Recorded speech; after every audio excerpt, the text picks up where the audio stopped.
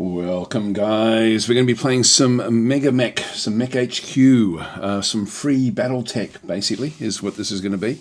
And I'm a bit of a noob when it comes to this particular game. I'm using MekHQ version 0.51.00. I will just go through actually the what the game is, where to get it from, and all that sort of stuff. So I will go and open up some of the links and things that I've actually got. Now, the reason I'm actually making this video is because right at the moment, there is actually on the Humble Bundle store, maybe I'll sort of go to all of these different places. Let me just start. I've also asked ChatGPT to just help me get set up at the very, very start, because it's a complex game.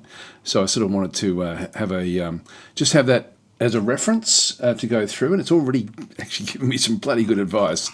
So so we'll get to that in just a minute. It's a lot to go through here, but it's I like what it's recommended to me, and I like the reasons it's recommended it. So I think this is good. This is a nice use of AI actually, just to make sure that things are sort of kept up to date and modern.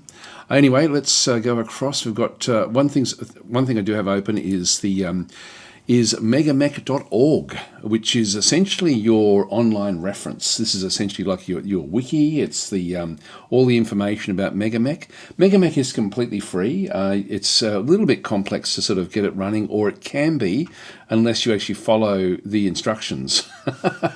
If you follow the instructions, I had no problem at all, but apparently people do have a bit of an issue with it. So, but I had no issue at all with the actual, with that, even slightly.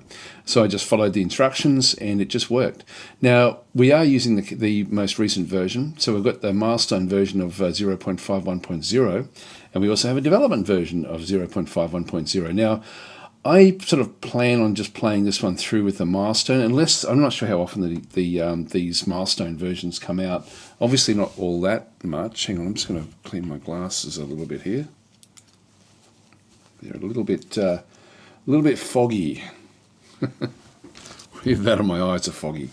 One of the two. Okay, so the reason I've got this open is, first of all, this is where you get the game from. And when you download it, there's essentially 3 different downloads. It says there's 4, is there? MegaMek, MekHQ, MegaMek Lab, and MekBay. I don't know what MekBay is. I'm not really using that one.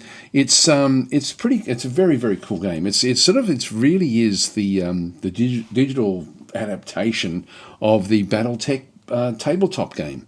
And so if you and I've never played that, of course, well, not of course, but I just have never played it.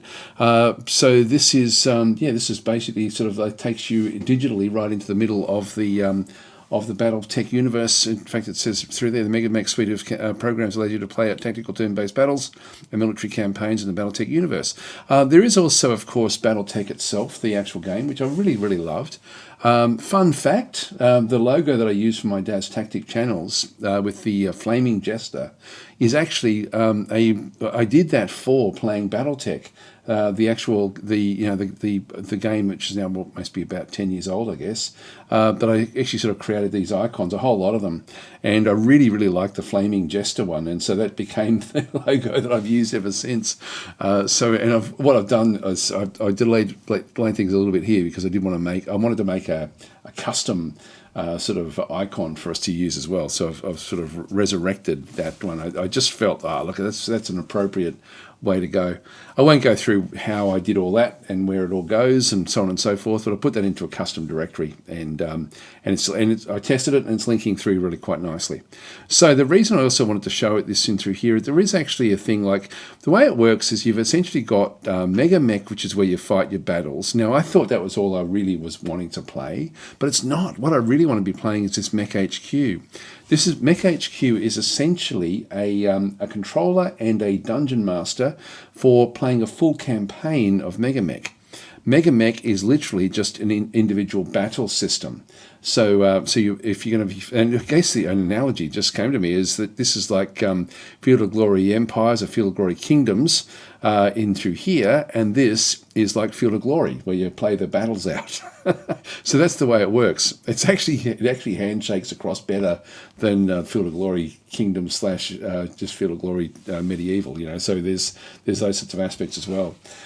Hi, Frem Halden is saying Mech Bay is to outfit your mechs. I think it is your if it's your first time, the difficulty mechs the default mechs should be fine. Yeah, I think I'm just going to keep it simple, and I've actually told ChatGPT to just keep it simple for me, so that I can actually sort of just at least get started and have a bit of fun.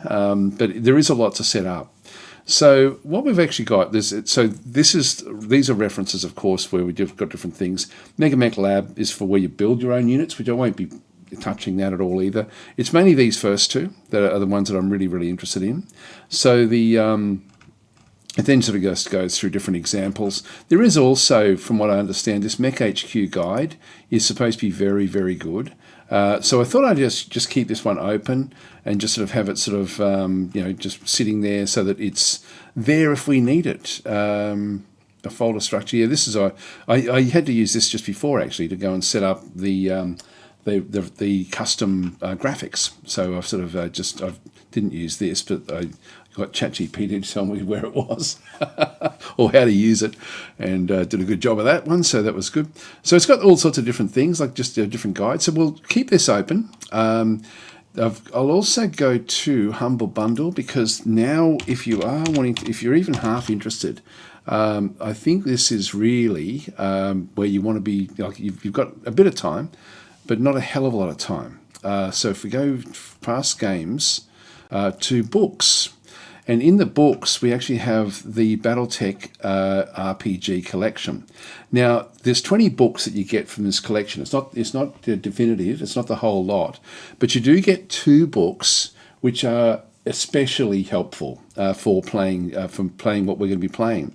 One is the game manual. Now I've opened these up in a PDF viewer, so we can actually reference these if we need to. And also the other one is Total Warfare, which is probably the most complete of the manuals. Like it combines a lot of information.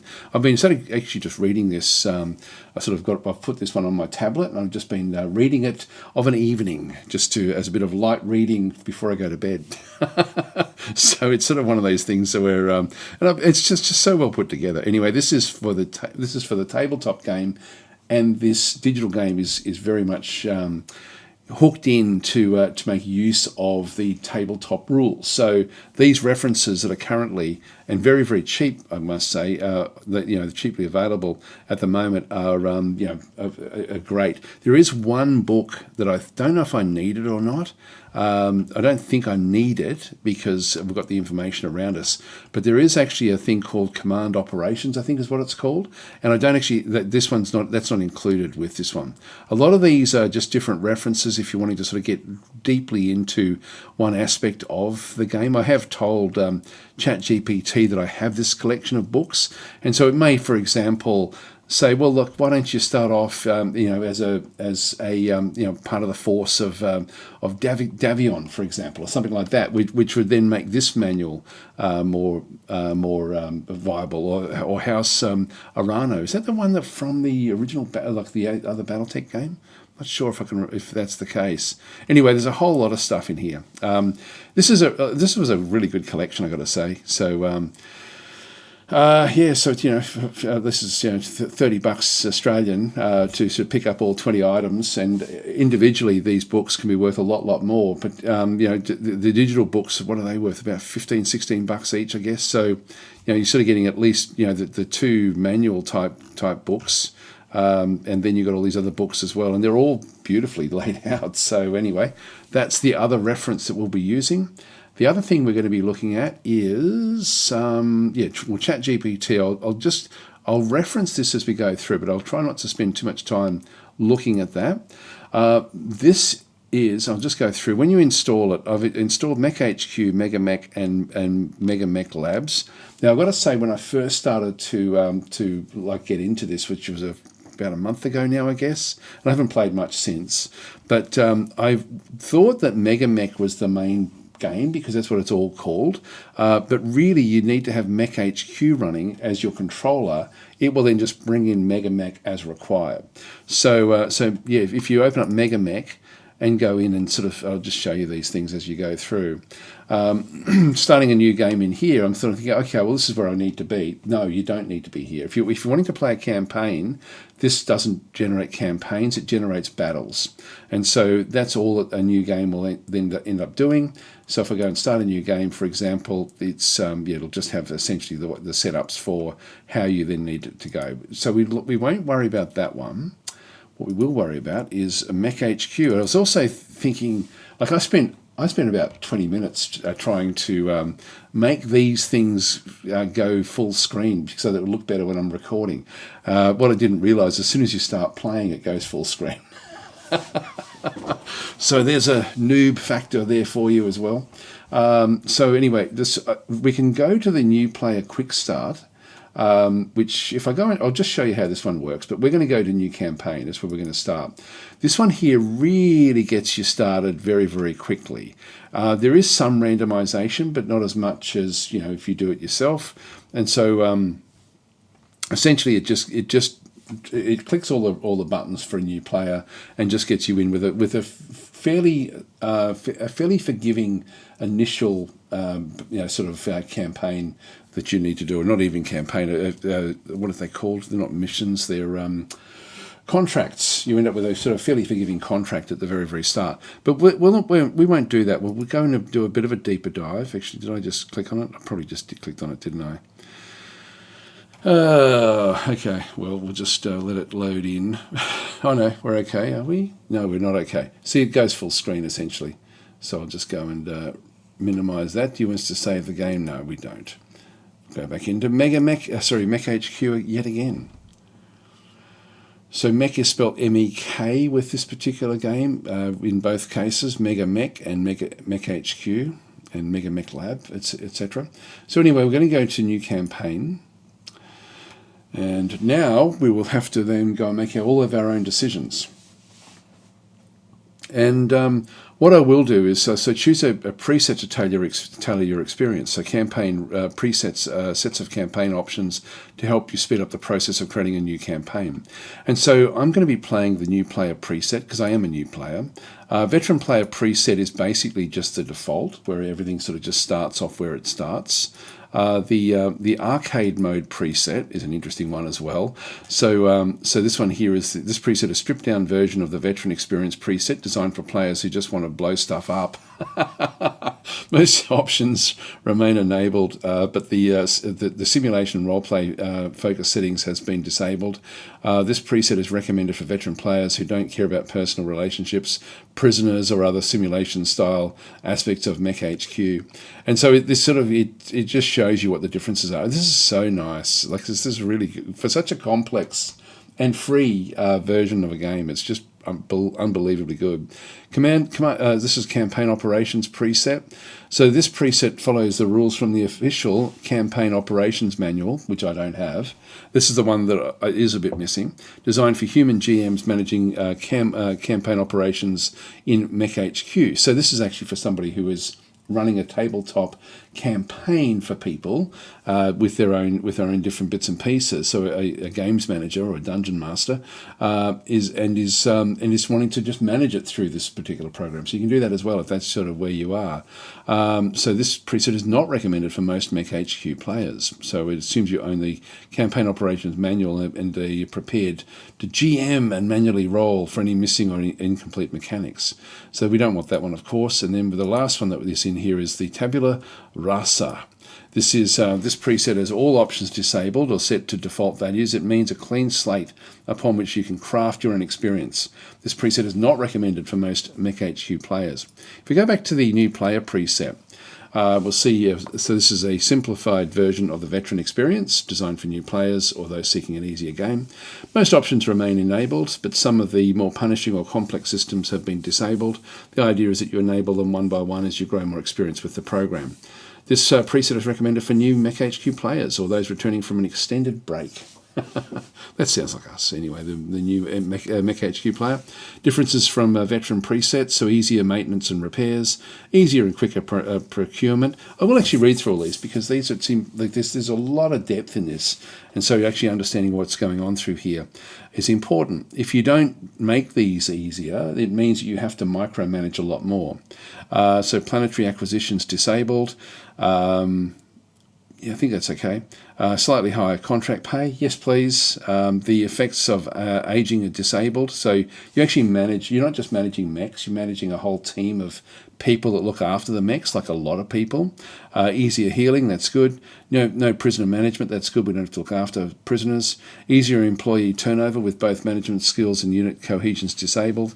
There's the employees will leave you if they don't like what you're doing, and so this turns that off. So that's actually good. Fatigue is disabled, which means we can just keep the same mech warriors, which are the actual the pilots of the mechs, in battle consistently. Maternity leave has been disabled. No, you will sit at your at your control station and fight on with the baby. Hi, sick, how are you going? So cheaper monthly expenses, free recruitment, that's good. So Grey Monday effects disabled, I don't know what that is. Taxes disabled, that's good. Instant unit purchase deliveries, that's cool. We don't have to. I don't mind that one being where we have to manage the logistics a little bit. I don't mind that coming. I'll leave it where it is though. Reduce scenario difficulty. Yep, I do. I do want this one actually more than anything, just because this will then make the MegaMek program just a bit easier for us. And to be honest, I don't really want to be punished because it's going to be a punishing game. Hi, Astor Blaster, how are you going? So auto resolve shows chances of success, great, and easier procurement while on contract, great. It's all good. It's all good stuff. I like what they've done here. You know, like this, again, this is very, very cool. So let's just go and apply that. And now we start off our campaign. So we're going to be spending a bit of time in this particular one. Now, what we have to do here is war has been described as art, yeah, blah, blah, blah, back and through the top there. We need to have a starting date. Now, one of the really cool things about the game is that you've got all these different ways of things actually going through here. So you've got, so suggested reading, the BattleTech manual. We just happen to have that right here, right now. Hang on, where is it? I shall just go and open it up. This is the BattleTech manual from the Humble Bundle download. So I've got this one here. I also have I'll just go right at the very, very top of this one. So I've been sort of fiddling about with these. Come on, up the top. So this is the BattleTech Total Warfare manual. This one actually does most of the heavy lifting, to be honest, with what we're going to be looking at. Hi, Began, how are you going? So in here, like, unfortunately these don't hyperlink across. There's a lot of stuff you actually can then go and do. But one of the things with this one, you can actually then just go and read a little bit about the history, the different types of units that you're going to then actually have, playing the game, the sequence of play, game terms. What else is there? There's other things. Was it before this? There's like a history as well. Maybe it's... BattleTech eras, here we go. Page 12, we'll just skip down to page 12 and have a bit of a look and see. 9, 10, 11, 12. So these are the actual BattleTech eras, and it just goes through the history of it, which we won't read, but this is actually where different things happen at different times. And so it looks like we're starting off in the Il Clan era, and it just happens that in our BattleTech thing, I do remember seeing something about Il Clan. These are all the books. Here we go, BattleTech Il Clan. Let's go and open that in Sumatra PDF as well. Come on, kick in, kick in, kick in. Open with Sumatra PDF. So if we were playing this era, this would be a manual, I'm guessing, or source book. So It goes, yeah, for use with Total Warfare and Alpha Strike. I don't know what Alpha Strike, I don't know if we've got that one or not. Anyway, table of contents. This one also, like, there's just so much detail in here. Anyway, if you wanted to get right into eras and stuff, I'm guessing that's what these are. We won't do that. That's going to get too much. So we'll just go back to MekHQ. This one here. No, that's Humble Bundle. Hang on. Where are we? MekHQ. Now I've got two versions of it running. Why is that? I think it's this one here. Yeah, this is the one that we're actually looking at. So, setting it up, this one has gone to 2151. If I go and click on this one, I've then got the same eras down through the bottom here. And what I'm going to do is, this is what I'm going to use ChatGPT to just say, hey, you know, like it'll tell me which one it thinks would be a good one for a new player to play with. And so we'll go and look at what it recommends as we sort of go through this whole sort of system. So we start off essentially deciding where we start. This actually has a bearing on the politics of the galaxy, because we are playing in a galaxy that changes and shifts depending on what era we play in, because of the history of the era. It's a lot of things happen through the histories, and so it's one of those things where you know, a deep dive into actually the history of the eras in BattleTech. I actually did that for the original BattleTech game. Actually went through a brief history of that. I do remember that because it was quite fascinating. The what's actually sort of happens where like one faction ends up controlling most of the actual security of the galaxy, like for sort of like a central empire, and then decides to sort of leave everyone alone, take their mechs away, and then they come back like hundreds of years later as a superior force to wipe out the miscreants that are left over. It's very, very, very cool. Anyway, we're going to change a few things. I'll just call this one Dad's Tactic Force. So we'll just change the stuff that we can actually change right from the very, very start. Now the unit faction. This is actually interesting. I was looking at this last night actually, where we can actually go and play all sorts of different starts in here. Now, a lot of these, just so that you're aware, a lot of these are the actual, depending on what eras and that we're playing in, we're going to have, like, we can either play as a team member of one of the actual great houses, which is what we see through here. We can go out on our own and also then just act as a pirate. Or we can actually, the default is to act as a mercenary, where we actually take on contracts from the various great houses. So these are the main great houses in the game at this point in time. And so the game, what MekHQ does so brilliantly is that it actually manages your missions based on and it develops a story for you with whichever one of these you choose. And so the mercenary, I think, is probably the most broad, and this is actually where the MekHQ has been designed for use with that one. But reading about it last night, I was thinking, wow, this is actually really solid what you can actually do through here. But the default is to play as a mercenary, or you know, basically the next easiest, I think, is then to play as one of the actual factions, and so you're playing as a commander within an actual faction. And then the last one that's probably more complicated is to then play as a pirate, where you sort of operate outside of the money system, and you really then need to do raids and stuff like that to get ahead. And so a lot of what you end up doing in combat has a big bearing on how you then perform economically in the game, depending on which of these choices that you actually go and make. So for us, we will choose mercenary, so we'll just sort of keep that one there. But it's just an interesting, a very deep and interesting aspect of the game. There's also all sorts of different combat types, and I didn't realize this. I thought it was just always like sort of like a meeting engagement of different mechs. But there will be when we get into playing the actual MegaMek game itself, there'll be different objectives based on what the campaign is telling us to do, and it sounds like they are wildly like out there and very, very different. The original digital game, or the main digital game that was from Paradox, is actually that actually had a similar sort of system, but this one seems like the MekHQ actually does a better job of sort of cobbling together like a random system for you, which I really, really appreciate. So anyway, we're going to go that way. I'll come back to this era in just a minute. Unit insignia. This is actually where I've done and added in my own pieces in a special custom little area. So I've got the DAS Tactic collection through here, so we can just go and pick. And again, as I said before, I actually built this icon to play BattleTech many years ago. I don't know, I think I'll just go with the standard one in through here as well. So I'm just going to go and click on OK. And so there we've got the DAS Tactic Flaming Jester, which is on all my merch and so on and so forth. So we'll go with that one. Now, unit camouflage, I will also choose, I didn't actually make anything specifically for this. What should we do? You can see there again, there's all sorts of different scenarios. Or this is standard. What have we got there? We've got sort of digital camouflage for the units.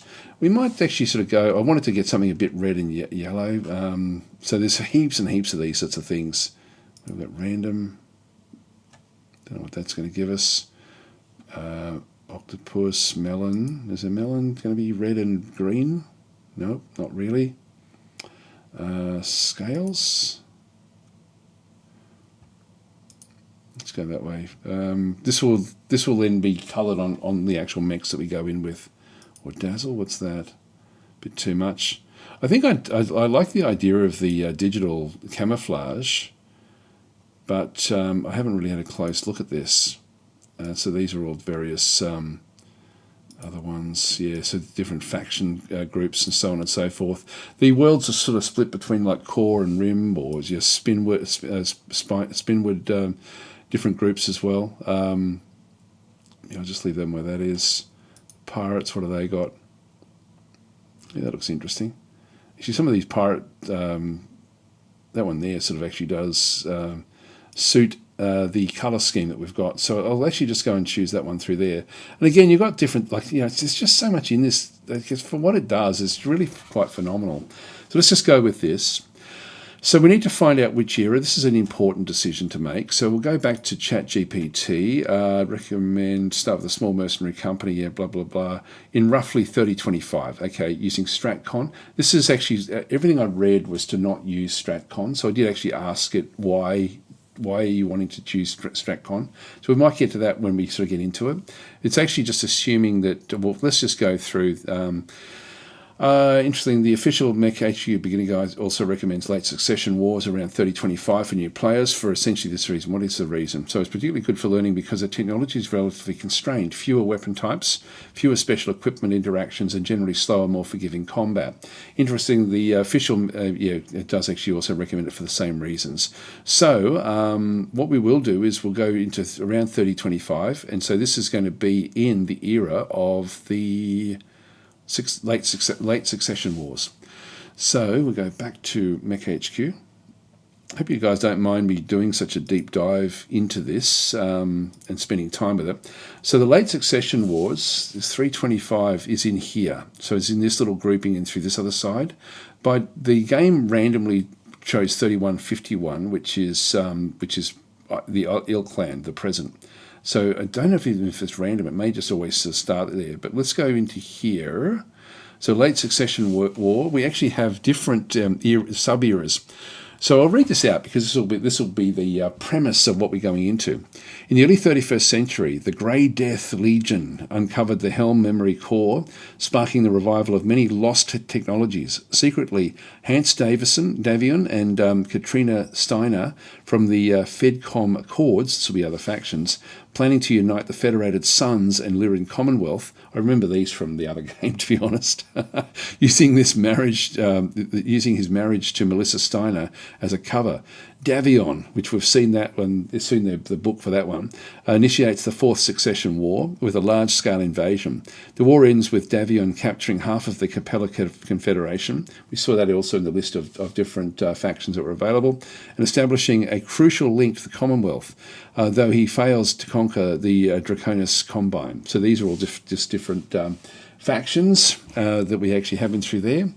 And so if we're looking at the, so we've got the Arano Restoration War Begins. This is the, I'm sure this is actually from the from the BattleTech game, basically.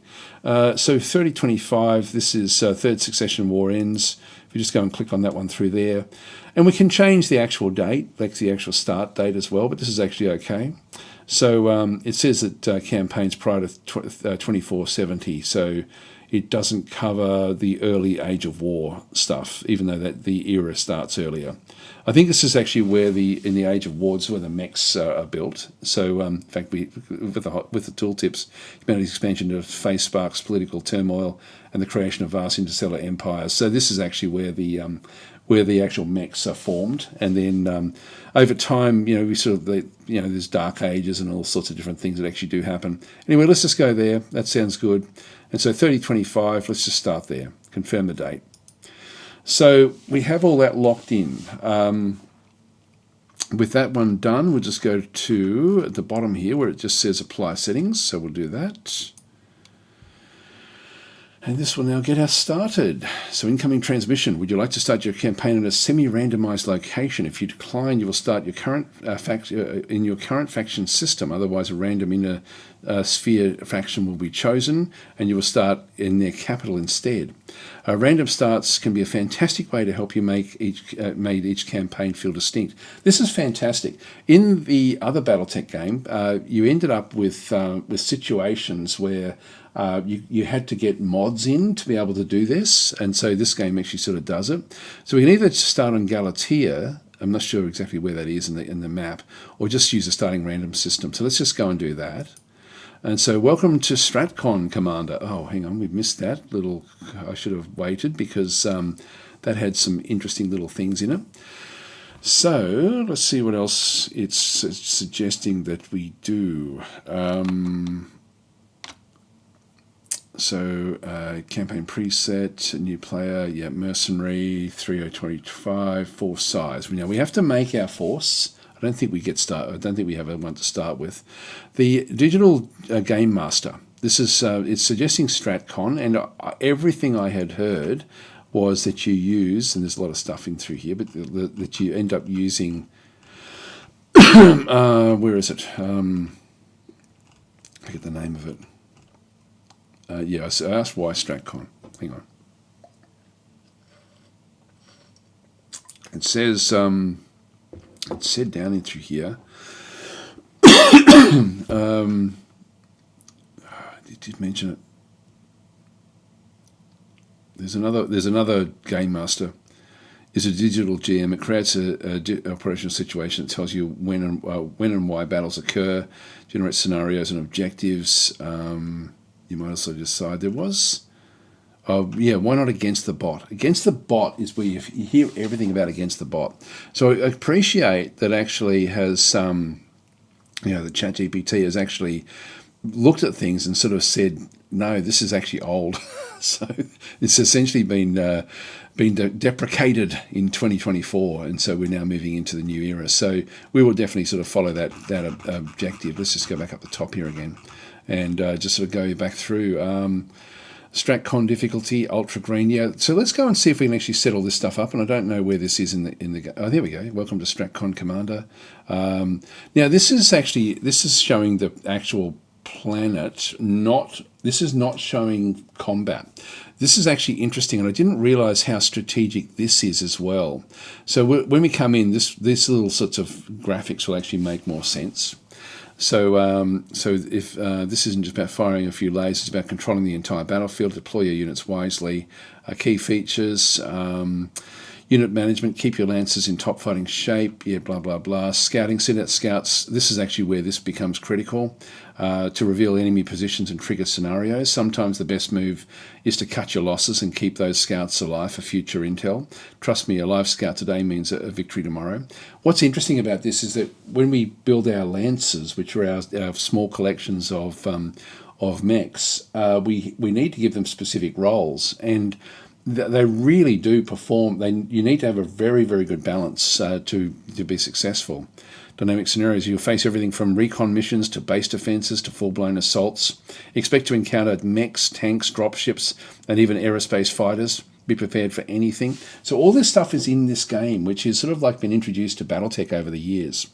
Your strategy can deploy your force across the map to capture key objectives and manage multiple tracks. Keep your personnel and machines combat ready at all times. Remember, deployed units take time to return. Plan your deployments carefully to avoid being caught off guard. So managing victory points, it's not just about winning battles, it's about winning the war. Focus on your contract victory points, so CVP, to keep your contract score high. These determined if you'll succeed on the contract scenario victory points, SVP. They're only for winning individual battles, so keep your CVP high to ensure ultimate victory. So we have, when we go down onto a planet, this is actually, when we get there, I guess I'll show this one. But this actually, I didn't realize how utterly deep this actually is. This is just brilliant. So anyway, we'll just go through. I might just use this to have a bit of a look to sort of see. If we go back across, this is we're in a situation at the moment. This is our daily activity log. This is our command center. We've got net worth 0 C bills, monthly profit 0 C bills. So we have to set up what we're going to be doing. So the first thing we want to be doing is building a company with using the company generator. And so if I go into we've got the interstellar map. So we're starting back over here near Avon, in the Luthen system, which is way over here actually. The default starts of the game tend to be down in here. I don't even know which area we're in. We're at the Luthen system. It's a terrestrial area, but there'll still be missions and things for us to do, even though we're sort of we're not on the borderlands. We're actually deep inside, and I don't know where it tells me where we actually are. Do we get different? I think these are the different academies that are here. I'm guessing. Hokkaido is the capital of the Imperial City. Luthen is best known as the capital and seat of power of the Draconis Combine. So the second most notable feature of the planet is the abundance of heavy industry. Luthen is home to more manufacturing than any other planet in the entire Combine. So this is the actual, this is this red section that we're looking at. The heavy smog and pollution from all the manufacturing has earned the planet the nickname Black Luthian. One of the major sites of untouched wilderness is surrounded by the capital, Imperial City, home to the Kurita family and the Imperial Palace. The entire city is surrounded by gardens and virgin wilderness, in stark contrast to the rest of the planet. And so this is where we're starting off, in the capital of the Draconis Combine. But we're going to be a mercenary company that is sort of operating from there. So we don't have any missions yet. We'll have to go back and get those. We've got the table of operations. We've got Daz Tactic Force with nothing in it. So we've got no money. We've got nothing in here at all. We need to fill this thing up. Briefing room is where we're going to then start to go and get the different scenarios once we start to get on the ground. Area of operations will be the map that we're going to be operating on. So we'll go back into all these fairly soon. But the first thing is to actually go and build our table of operations. Is it actually, it's table... T-O-N-E, I always forget what the terminology actually does mean. Anyway, it's the operations and equipment, I think, is what the table of operations and equipment, I think, is what it is. I don't know if operations is right. Anyway, there we go. So we've got Miguel is then saying, Dragon's Comb. Thank you. Trell and Hart saying, you in MekHQ or MegaMek? We're going to be delving deeply into MekHQ today and then fighting all the battles in MekHQ and MegaMek. So what we need to do is we need to... now, I actually assumed that putting GM mode on was going to be helpful for me to edit stuff that I needed to do. I was wrong about that. So toggles Game Master mode unlocks rule overrides and restricted features for manual editing of finances, personal stats, etc. And I thought, okay, that makes it a bit more forgiving. The ChatGPT has then sort of said, no, don't do that one. I did read that maybe even last night. It's what that's there for is for people who are managing their own, human versus human type stuff. Where you can then just override stuff. But the actual MekHQ is the game master for us. And so we're going to go into company generator. So we'll just step through all of these different things. And we'll just go through and actually generate our game. And so this is actually where we generate everything coming up. Now, there's got the company generation method. I will. And what I might do is, while I do this, I'm just going to go and grab ChatGPT, and I don't know if it's going to have it there actually. I'll just move this one across the other screen, just so I can sort of manage this bit of it as we go through. So it's got the company generation method. It's got Windchild. There we go. So this is actually against the bot, which is deprecated. So they're following this follows the core against the bot rules to generate a mercenary company. Or we have Windchild. This one here is this is a variant of the against the bot method that assigns the commanding officer a rank better fitting the force size and handles battle mech quality difference, so that clan mechs can generate from any quality. So that is the better way to go, Windchild. That's now the default. It used to be that against the bot, and everything you see online is about against the bot. So Windchild is what we want. The specified faction is we can actually go and play as one of Draconis' combined forces if we wanted to, or we can just go and play, as we saw there before, the mercenary. Pirates are still in here as well, but for this era that we actually have, we've got different houses. We've got sort of like smaller clans as well, so there's a whole lot of different clans that we could be part of if we wanted to. Anyway, with all the different bits, I think the Lyran Commonwealth was around where the other, like the actual, the Paradox game is centered, somewhere in around there, I think, from what I can vaguely remember. But mercenary just means that we've are completely open to doing different missions. So it does say, the era we've done, the force size is going to be 12 mechs. And so what we do is I won't generate the company command lance. We'll just go with a company count of 1. So this is going to be like the actual, it's essentially a mercenary company. So the number of companies to generate from 0 to 5. The initial lance count, now this is actually going to be, so the number of individual lances to generate from 0 to 2, but the lances per company. Now I'm just going to go in across to the lances per company that we want. We do want 3 with 4 mechs per lance. That gives me the 12 mechs that ChatGPT has recommended, and this is just the defaults. The Star League starting year that we've got is the, now this says the, I'll go to, it says the Star League year here. I'm not sure what that does. Actually, what does that do? Do we have anything here? This is the year to use when rolling for Star League mechs. Valid years 2531 to 2780, with 2765 being the default. Well, let's just leave it there because that doesn't actually get to the era that we're in.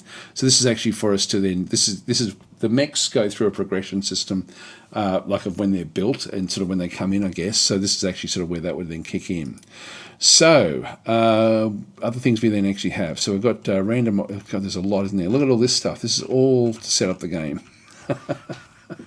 And this is why you can just skip past all this and just go and play the standard sort of guide with the way it was sort of working. I don't think we have to change any of this. I'll just see StratCon difficulty, if I can see if I can find that somewhere. Starting simulation, run starting simulation. Yeah, that's okay. Leave all that one where that is.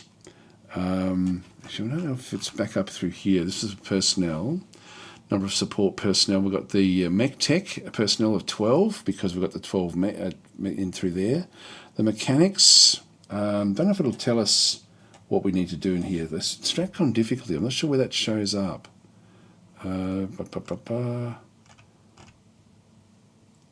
Units, finances, spares. Yeah, I'm not seeing an actual. Oh, there we go. This is now so units battle mech faction generation method.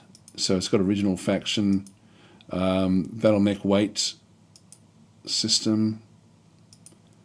So weight class generation. I'll just keep it default. Quality generation in through there is now it's got the quality. Does it have that one? Yeah. So actually it says StratCon difficulty. Choose ultra green. But it's not. I'm not seeing it there. It's not there either. The weight class generation method, the quality generation method. This is important, and so it says that what we should really do here is mostly regular, perhaps a few veterans for the quality. but this is actually, I'll just keep it on default, I think. So this is a variation that generates a higher base quantity, generates before modifiers, so 70% F, 25% D, 31% C, and then going up through the various lists. Or we can just go and choose a particular one. This generates a force solely containing units of D quality. What we want to do is avoid sort of like the F quality, but we'll just keep this bell curve coming through there. Okay, so I'll just see if I can try to glean other things that it's telling me to do. It's not strictly sort of telling me the stuff. Never generate star lead mechs. I'll leave all this stuff just where it is. Assign the best role to the unit commander. Okay, financial difficulty. We've got finances down through here. So this one here, the way it is you've got the randomized starting funds in through here. So you've actually got randomized starting funds. This is a die 6 count. So you've got 18 rolls in through here. So this is the number of die 6 rolls to generate number of starting funds. So we can actually, if we want to get a bit more money, I can just go and raise the numbers that we're going to be sort of doing. Let's go and say do 24 of those, just so we end up with a bit more money. Debits, so pay for personnel. I wonder if that's going to sort of show us there. Again, sort of what we're doing. There's things that it's got a heap of stuff, which is what ChatGPT is recommending. But we did choose the the easy start anyway, to be honest. So that may be too much money, but let's just keep it where that is. This is the okay. This is actually the formation naming method. So this is a method used for generating Lance company names, producing like Baker, Bravo, Beta companies. So if we have a quick look, we've got the 1956 one, which is the one that we're probably more standard with. So this is a NATO phonetic alphabet. Let's just go and do that one. If we use the English alphabet, what does this one do? So A Lance, V Lance, X Lance, etc. And the Greek is Alpha, Beta, Omega. I don't mind either one of those, but I don't mind the NATO phonetic one. So we'll just go with the ICAO naming method. Generate formation icons. So this will automatically generate formation icons for generated lances and companies, displaying the unit weight. Yeah, okay, that's fine. So we may be able to edit that one. Use specified faction to generate. Yeah, that's okay. Actually, if we do that, no, not sure what it's going to do. Generate a origin node formation icon. Yeah, this is all just sort of like the bit of fluff at the start there. Okay, I think this is all okay. I sort of feel like I need more of these, a lot of these things. I did say to try to keep off some of these sorts of aspects, to be honest. Anyway, there's a lot to choose from here. Maybe we won't get too bogged down in this and just to see how we go. We can always restart if there's a generate mothballs. It doesn't go through that one either. It did say about permadeath. I'm not seeing any of these things. Let's just go and generate our starting mechs. So we've got Corporal has delivered a baby girl. Okay, fantastic news. So I'll be down shortly. It's just a role play thing. So we only had one baby born in through this other side. So instructions: deselect awards you do not want issued. So then select issue awards to issue the remaining awards. So skip. We'll skip the current award type. I'm just going to skip the awards. I don't know what they do. So it says the award expert marksmanship. So these are the actual personnel who are up for awards. I'll just issue them. There you go. Okay, so incoming transmission. So we're now we've now generated our basic force at this point in time. By authority of the Mercenary Review Board, a division of Comstar, DAS Tactic Force are hereby recognised as a bonded mercenary unit in full compliance with interstellar regulation and contract law. Your registration grants you access to licensed contracts, mediation services and dispute protections under the aegis of Comstar's neutral oversight. As a bonded commander, you are now part of an institution that preserves order and accountability. Your actions will reflect not only upon your unit, but upon the greater trust that clients, governments, and patrons around the Mercenary Review Board. Adherence to contract terms is expected. Violations, fabrications, or dishonourable contact will be noted and addressed appropriately. Remember that while many while many may employ force, only those under the watchful eyes of Comstar may wield it with legitimacy. So if we don't, then we become a pirate essentially. We welcome you to the registry. So I'm ready to serve with honour. We are indeed. So what we actually have through here is we've got. You can see that we've got like a few different things in through here. Now I don't really know what I'm doing with this, but we'll just go back through. So we've actually got this is the force.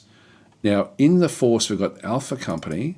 Inside Alpha Company we've got Alpha, Bravo, and Charlie Lancers. So, and then we've got a headquarters company. The headquarters company has got a logistics group, and so these have got like a flatbed trucks back and through there just to handle logistics back and through this other side. So I will just move this across again and then just pop that underneath because I don't know if we need to make use of that. We may have to check things out again a little bit later on. So Conrad is in saying, I think it's a table of organisation. Yeah, so it is organisation equipment, not operations. Okay, there we go. So organisation, that makes more sense. So this is our organisation. These are the support, like essentially this is our headquarters group that we actually have. You can actually put more and more stuff into here as you get better at the game, but I think we've got all that stuff turned off. Otherwise, I think it would generate that for us. But this is our logistics group, and I'm happy enough for that to be just all we sort of look after. Headquarters, we shouldn't have to really worry too much about. And so with the actual, under DAS Tactic Force, we've got the Alpha Company with these different lances. And so we can see there that like the Alpha Lance has got a number of units 4. It's got a tonnage there of 310. And you'll see the tonnage goes down for each of these different lances. And so we've got different captains in charge of these, a lieutenant, and the lieutenant in charge of this as well. If we go to, for example, Alpha Lance and have a bit of a look at it, you can see the size of the mechs. And so this has got that. This has got those the camouflage that we had chosen. So Captain Thalet, Brickyard Kasari is in this Banshee. So we've got a Banshee in through here. I can actually go through and start to actually see all the specifics. This is a very, very detail-driven game. There's the award that we just actually gave them. Expert marksman gunnery skill of 7+, XP +2, and so this is good stuff. We've then got the this one here is riding a longbow. This one here is riding an Ostrock, which is a medium, I think. These will actually all have their own weight systems. So if we have a look at this is actually the mech warrior who's actually there, but we can actually have a look at the unit itself. And so their actual weight is really, really important as to sort of what they can then go and do. And the stats that they do as well. Like these are all going to be slow, like 4 movement and 6 running. So the movement here is going to be like this is a slow unit. It should show the tonnage somewhere. Tonnage 95, yeah. So we've got 95 tons there. This one's 85 tons. This one also just walks at 4.6. This one here is a bit smaller at 60 tons. So these ones here operate at 5 movement, 8 for running, and can also jump. It's got a jump pack and can move at 5. And then this mech into here is 70 tons. It's also slow moving. These are our heavy hitters. So this is actually our this force of mechs is really where we do the big damage. So we'll just keep them where they are. Bravo Lance is going to be medium mechs or predominantly medium mechs. So we've got Lieutenant Tony Conqueror in through here. This is a 55-ton mech. This one moves at 5.8 again with 5 jump packs. So back in through there. So these ones, the first group is going to be very slow moving, won't be able to maneuver much in the battlefield. These guys here in Bravo Lance should be able to maneuver and still provide pretty heavy hitting. So in this case here, we've got a 50-ton mech. 4.6 is slow actually for what that is. 55 tons, 5.85. So you've got a couple there that are actually 5.85s. There's only really one here that is slow moving, and it's just, what has it got? Only lasers. So it's not even that good. in terms of, I mean, we can always change things up. These have got different missiles and stuff. I mean, I would have thought that we'd try to get this one with as a long range, almost like an artillery mech to a degree. The last one down through here is a 45-ton mech that moves even further, so 696. So this is actually a fast-moving, and it's starting to get down into the light mech category. But these are all mediums in the Bravo Lance. Initially, we'll be using Charlie Lance, which is going to be our small craft, our fast-moving mechs. And so when we have a look at these guys, we've got a 50. This is actually fairly big. This one moves slowly, actually. Wow, this is slow-moving for what this is. I don't think I like that one actually in this particular Lance. So this is a slow-moving 50-ton Centurion mech. We also have a average moving. This one is 55 tons. Shadowhawk back in through here. We've got ourselves a 50-ton really slow moving. Wow, this is really slow. These are terrible for scouting. And then we've got the this one here is a 6.9 movement. I might have to split things up a little bit actually, and make because I need a dedicated scouting lance. And the movement is critically important for scouting. So I think I don't know if I can switch these around. I mean, this is the leader of this particular lance, and at 4.6, and then at what have we got? A 3.6, a 3.5 as well. Jeez, a hauler mech. Yeah, this is not good. I mean, certain for pilots also then have. The skills that they have, I mean, it's utility skills. Communications 6 is good. 7, actually strategy 9. This actually is for scouting. She doesn't have any of those. Sergeant, yeah, 6+ there again as well. So it may be that we need to completely reshuffle what we're actually doing through here. So Conrad Amber is saying, I wouldn't call that Hunchback variant, not that good. That laser barrage is killer, even though I'm more partial to the AC-20 variant, I'll admit. Yeah, look, and again, I don't know the specifics too much of the game. Like, I just think if you've got a slow-moving mech, you need to somehow get it in a position where it can actually participate before the game sort of runs away from you.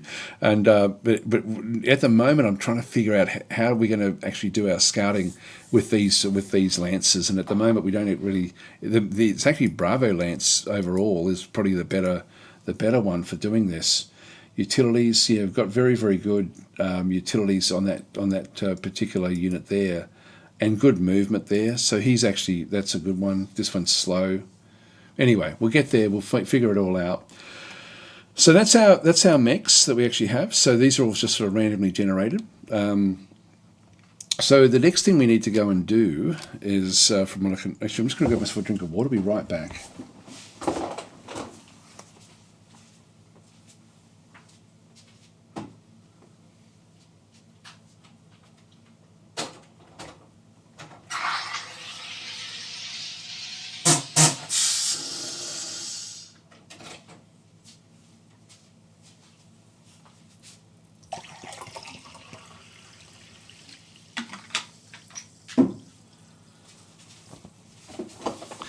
Okay, so we need to find a job.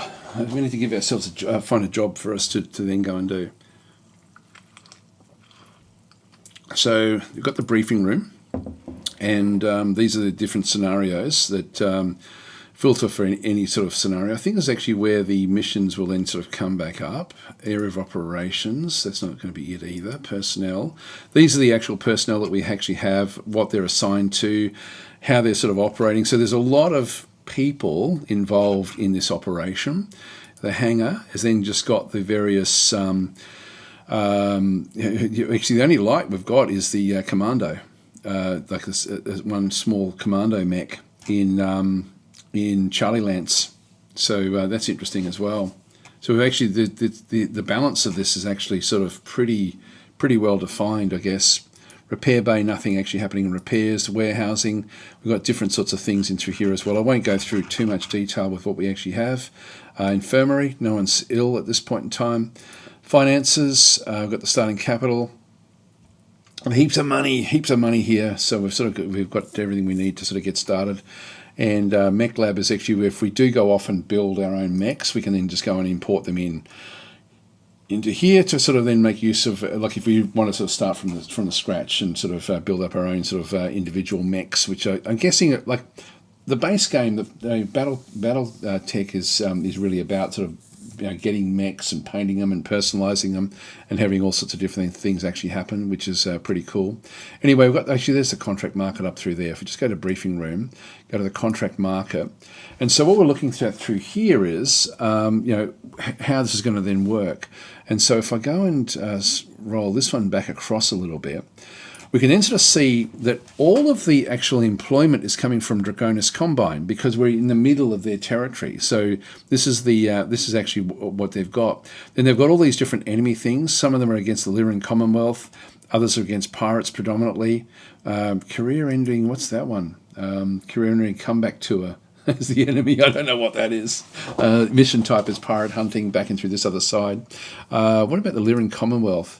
This is an extraction raid. So, and this is sort of like the difficulty settings that you can sort of then sort of see through the way it's then going to be sort of working.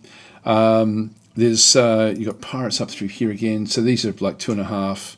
There may be something simple as well, like to then go and do. So yeah, most of these are going to be pirate hunting, garrison duty. Like we've got this one here is literally just going to the Long Haul Legion is another mercenary company operating for the Federated Suns, and so we would then be operating for Draconis Combine to defend against this other mercenary company. So that would be sort of where things do go. Another extraction raid there with the Lyran Commonwealth. So this is I actually thought this was the actual battle. Like, it's not. This is actually the overall campaign. And then around that, you then actually have all these different other types of battles depending on the terrain that you happen to be walking through, how you've scouted, what you've seen. It's really brilliant, like what the game actually does go and do. We've got pirate hunting back through there again. Maybe we'll start off with just some pirate hunting. What we want to look at through here is got the contract length. So some of these are fairly short. Transport terms is just how much they're going to be paying for our transport to get to the location. The salvage rights, we want as high as salvage rights as we can. So I've got got that one sort of selected as the main one. So we've got 50% for these other two. Straight support, 10%. Don't know if that'll matter that much. Battle loss, what's that one there? Battle loss, is it going to tell me? I think this is battle loss compensation or something like that. And then the estimated profit in through here. So the top one there, unless there's sort of something that is really easy, like one of these, they're all 2.5 essentially, except for that career-ending one. I don't know where that one sort of sits, but they're all 2.5 skulls. So this first one, because we have such high salvage rights, this is how we can then start to get more new mechs. So I think we'll actually take this one on, and so we then have like different things. So the contract name is the 3025 Draconis Combine, New Aberdeen pirate hunting. So yep, this is all fine. The location is going to be New Aberdeen, and so if I go and click on that one, it'll then take me through to the map underneath. I'll just move that off to the other screen for now. This is way down over here, so we've got a fair distance to travel. If we have a look and see, I've still got to keep this one open, but that's actually that's in the borderlands really, to raid the pirates, sort of like in sort of disputed territory, I guess. Estimated days jumps to the location is 78. We can see that over here. We have some that are shorter. We've got 30% where we've only got 48 days. They're going to provide 80% of the cost of getting to that particular one. Most of these are costing a lot to sort of get us, like in terms of the transit time. So I'm thinking that, yeah, this is probably what we'll have to end up doing. So its estimated days is 78 with 9 jumps. So the ally experience and equipment is veteran F, and the enemy experience and equipment is green F. So that's actually good. So Yeah, so I don't know why they're both F. I thought F was green. Start date, yeah, 3025. Contract length in months is 11 months. Okay, so this whole contract goes for a little bit of time. The overhead compensation is full. Command rights are integrated, so renegotiate. We can actually get Corporal Odell to try to actually give us better command rights. Not seeing where that is at the top there. Transport terms are 80%. If we renegotiate, there is a chance it'll go down. I'm happy with 80%. Salvage rights, again, if I wanted more, like let's just say we go back to this one here, which is closer. That's just garrison duty. That's closer in where we are. As an example, let's just go to one of these 30s where we've got a sort of like a small contract length, 100% transport terms. This one here, this Lyran Commonwealth with an extraction raid, where the Lyran Commonwealth is the actual enemy. It's only a 2-month contract. Salvage rights are only 30%, so we can try to renegotiate, and it's now gone back down to 0%. So it's actually now it's actually worked against us. So we don't want to be too greedy. And so in this case, they've actually now reneged when we've gone back into that one. That is no longer going to be... It's still at the 30% there. Salvage rights. I'm not sure why it's now showing 0, but not over here. Yeah, anyway. It's sort of like the straight support, blah, blah, blah. So let's just go back up and do this one here. So we won't try to renegotiate. 50% is good. So we'll keep that one where that is. Contract pay, we got a heap of money. I won't worry too much about all of this stuff as well. We have to get ourselves there. So we just need to accept this one. So we'll accept this particular mission. And so morale update, so 3025 Draconis Combine, New Aberdeen pirate hunting. The enemy is losing ground, sustaining significant casualties and is disorganised. However, they can still put up resistance in isolated areas. So what's happened here is it's done a roll. This is not just a precursor to what's actually happened. While we're making our way there, the local Draconis forces are still actually fighting the pirates. And so there's going to be pushback, and there's going to be sort of opportunities. In this case, the enemy has taken a bit of a setback in this right from when we're joining in just when the actual Draconis forces have actually sort of done fairly well. So the enemy the enemy's reliability is +2. Your performance over the past month was rated a draw, and so we rolled a 9. The forces are wavering. So in this case, their morale has taken a bit of a hit. We'll just go understood. And so this is now the incoming transmission from the Draconis Combine. This is their symbol. So I'm Lieutenant Elaine Gautier. You've got the mission, but it comes with extra scrutiny. If you want fewer eyes on you, give them nothing to see. Plans are in place to integrate your unit into our logistics network. Surplus supplies will be redirected your way monthly, but distribution will be need-based. Frontline units with the heaviest attrition get priority. This isn't a replacement for standard procurement. However, if you've got logistics vehicles you're willing to attach to the network, we can bump your priority and ensure that your units see a larger share. Your route to the contract system has been plotted and uploaded. Tech teams are on standby to prep your forces for transport. Everything should be ready by the time you reach the starting bay. So we can just say, yep, I'm looking forward to working with you. So let's just go forward with this one. Incoming transmission. Captain, our employer has offered to assist our personnel in getting your equipment ready for transport prior to boarding. So we're sort of going in sort of interstellar ships with the company. So prior to loading, all equipment in our table of operations, is it? Operations or equipment, sorry.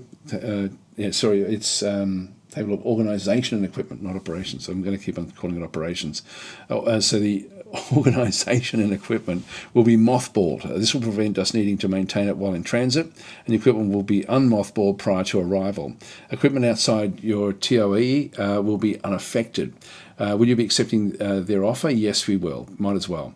So this is Corporal Chrissy Galbraith, in charge of admin and transport. So your mothballing equipment will temporarily remove it from your TO&E. We'll accept that. Our target system is New Aberdeen. I've already calculated the best route for us. This journey will take us approximately 78 days and cost 4 million C-bills. Would you be, or nearly 5 million? Would you like to accept this route and begin transit? Yes, we'll accept. So this is coming in from Corporal Soon E. Han, admin/logistical. So Captain, the Draconis Combine is offering us access to several support facilities under the current contract. We've got options, extra medical bays, a full MASH unit if things get bloody, and even a connection to some vetted security subcontractors.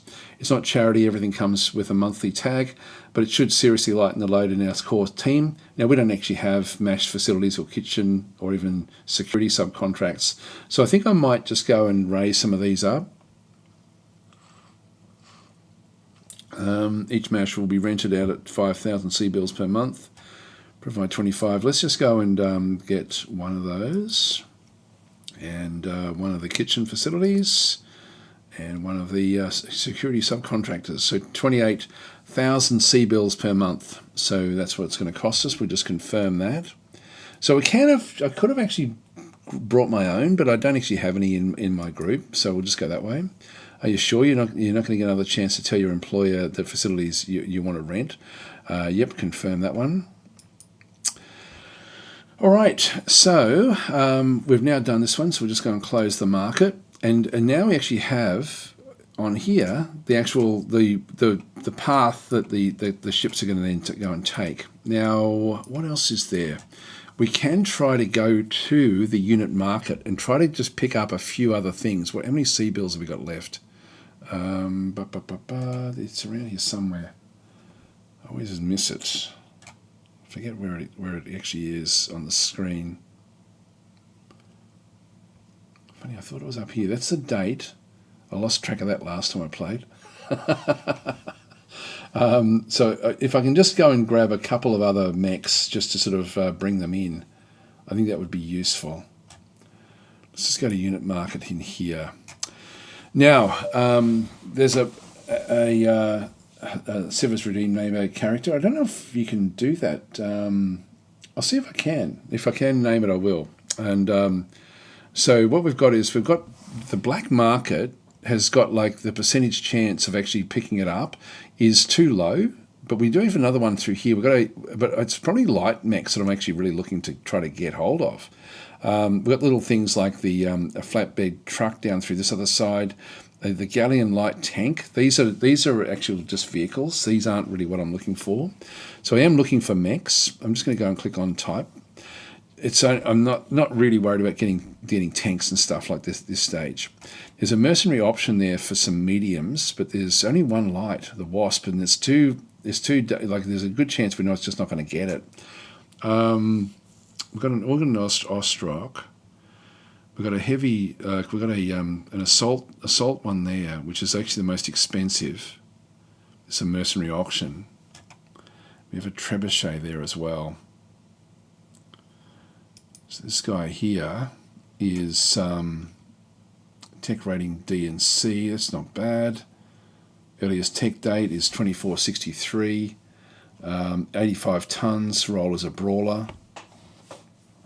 Only moves at 4.6. I wouldn't mind just getting a few more that move at sort of like 5 or 6. This one here is a 5.8. So anything over like 50 is just way too bad. This heavy here, even at 75, it's risky. We could end up losing 4 billion C-bills if we roll poorly. It does give me though. It's a heavy mech with good movement. The trebuchet, yep, movement there is 5.8. This medium is a 8.12. Wow. And I'm thinking, I'm just wanting to get something into here for the scouting. So this one here is a Cicada, 3.7 is the cost, so 3,700,000. It's so it's a battle mech, base tech introductory. Yep, this is a tech rating DC EDD. I'm not sure what all the different meanings are with that. Does it tell us? I think that's portions of it, or what it's actually got. Earliest tech date is okay. Availability era, yeah, it's okay. It's common. I can sort of go to technical readouts, etc., etc. The weight's only 40 tons, which makes this enrolled as a scalp. This is exactly what we're looking for. Exactly what we're looking for. So I'm going to go and put a bid on that one, or I'm just going to make a purchase. Have a quick look at the other ones as well. We've got another medium hunchback. Roll as a juggernaut down here, 50 tons, and its movement is 4.6. Just wouldn't mind another one. This one's a sniper. And even this one here has got good movement again. I actually think we might grab the Griffin and the Cicada. The big Battlemaster tech mech in through here. 4.6. It's a brawler. What's the Trebuchet? Trebuchet is a missile boat. Again, that would be... I don't think we've got a missile boat. Oh, no, we have a Trebuchet, but I didn't see if that was actually... That's a class. Look, let's just go and get these little ones. We'll get the Cicada. Just go and purchase. And we'll also then go and get the Griffin. So our money, where is our money showing up? Anyway, we'll just go and purchase this one as well. Now we've got it turned on so that they immediately get delivered to us. Funds are in the command summary group at the top, just left of the center. Thank you. Ah, there we go. We've got heaps of money. We sort of got we gave ourselves. Well, do we go for the Wasp, which is another scout unit? It's only 20 tons. Look, it's cheap. Let's see if we can actually do it. There's a chance on the black market that we're going to miss out on it. So black market, potentially brand new units which come with the risk of being swindled. So let's give it a go. And I think we got it. I think we actually picked that one up as well. So that's given us three mechs, 3 light mechs. So we can sort of change what we've actually then got. This is pretty cool, actually. Again, just the detail in this is just phenomenal. So we can just get rid of show vehicles. I could have just done that as well. We have aerospace. Yeah, wow, there's all sorts of stuff in through here. All sorts of different things. And, yeah, even infantry. So, mechanized wheel platoons, so on and so forth. Look, I won't worry about any of that stuff. We'll just keep it sort of going. We then need to build up new lances for this sort of thing. Summary, TRO, I'm not sure what these do. Anyway, if we just go back to the big assault guy again, TRO, yep, this is just a summary there. AS card just goes through sort of what they look like if it was in the actual game itself. Faction availability. This is cool. God, there's so much in this. So much in this. Common for pirates. Where's our guys? Not seeing them there. Draconis. Yeah, I'm not seeing it in that group. Anyway, that's it's very, very detailed. Anyway, that'll do us. So we will now have, if we go back into our table of organisation, I'm going to keep on forgetting that one. If we go and have a bit of a look in this one here, we should be able to now go and change. Actually, if we go to the hangar bay, so these now are these have now come back through the Cicada, and we do want to be sort of getting these into mothballs. So we'll just mothball these. So which tech should work on mothballing? Yeah, that'll do. And then we'll just go into Griffin as well, and we'll just mothball this one as well. But we'll probably end up bringing these across. These are both medium class, and but we'll probably make a dedicated scout section when we get there. Yeah, so okay, so technical TRO's technical readout. Thanks, Elva Branty. I appreciate so much you guys helping me with these sorts of games because it's so valuable having you guys in chat just saying, hey, look at this, look at that. Anyway, so we've got a couple of different people working on, or one person working on the mothballing of this particular group. I think it's minutes to mothball. I'm thinking, and maybe something a bit different. Repair bay, still nothing in there. Warehousing, we've still got a bit of stuff in through there. I won't go through too much of the micromanagement. All right, so we're going to go on the interstellar map. We're now just going to start to make our way across. Yep, there's nothing much we need to do, so we'll just go and advance. I can actually advance, so advances the campaign by a specified number of days. And so we're going to go and this has actually now gone through 7 days. And essentially we've got the different things like dropships have appeared in the unit market. So this is Saturday the 1st of January. I think this was actually from where we sort of had started. Your contract market updated. So let's just go and advance. So start advancement. So different things have now happened. Jump ship spent 24 hours recharging drives, etc., etc. Anything that does come through here, we've now sort of have left Luthien. Just set the advancement again. So we'll now be moving through. It's now going to be. We've got a few months. We're now at Lestian. One thing we can sort of see, we're in Lestian, jump ship is 49% charged. So the course is New Aberdeen, 8 more jumps. And so this is actually like a space station that we're at. Just start the advancement again. I can change it even more than this. Again in Yardley. So we're now sort of making our way through from Luthien. Luthien being the capital of the Draconis League. Silverburg, we're now January 29th, so we're now nearly a month in. Again, nothing much is really happening with the group because we've got all the hard stuff turned off. Here we go. So deselect. So this is awards. So Sergeant Seo Myong, Ultra Green Mech Warrior, marksmanship. Okay, we'll issue the award. A jump ship has appeared in the unit market, back through here again as well. So I think, just keep on going back through and go to the unit market and just to see what they've got. If I turn off these things, what have we got in through here? Jump ship. So merchant jump ship and through this other side. So these cost a lot of money. These are merchant jump ships. We can no, we can't even afford it. No, this is 588 million sea bills. These are 2 trillion sea bills for these monolith jump ships and things. God, it's a cool game. It's just so damn cool.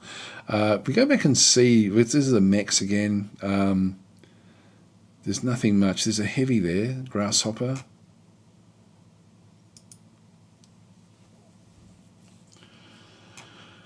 We can keep on getting these things. It's only 70 tons. Anyway, we'll just leave that one where that is. Just keep on advancing. So just go and do more advancement through here. We're now in February. Keep on advancing. Getting closer now. So we're getting into the final little stages of the of moving through. We're now going to be moving into disputed territory. Start the advancement another 7 days. Arlington, so we're now outside that spaceport, and in there, and so we've only got one more jump remaining in through here, and so our money is going down as we do these jumps. So unit market has been updated. So what else do we got in through here? We've now got another light, another wasp in the open market. A wasp on A. There's a couple of them there. Got the Black Knight. Got a heavy up through here. This one's costing a lot. It's only 60 tons. It's not super big. What's the other heavy got? This one is 75 tons. A lot of it will come down to like this is a 4-6 movement. This is a 5-8. That's pretty fast for a big mech. The Shadow Hawks. Through here we've got this one here is a 583.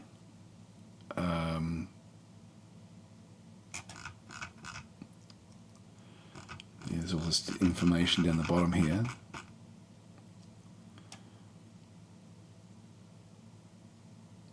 Yeah, some interesting things there. Medium laser, AC5, LRMs. These are all the weapons that it's got on board. We'll have a look at that in more in depth when we get there. I don't know if I want to get another mech at this stage.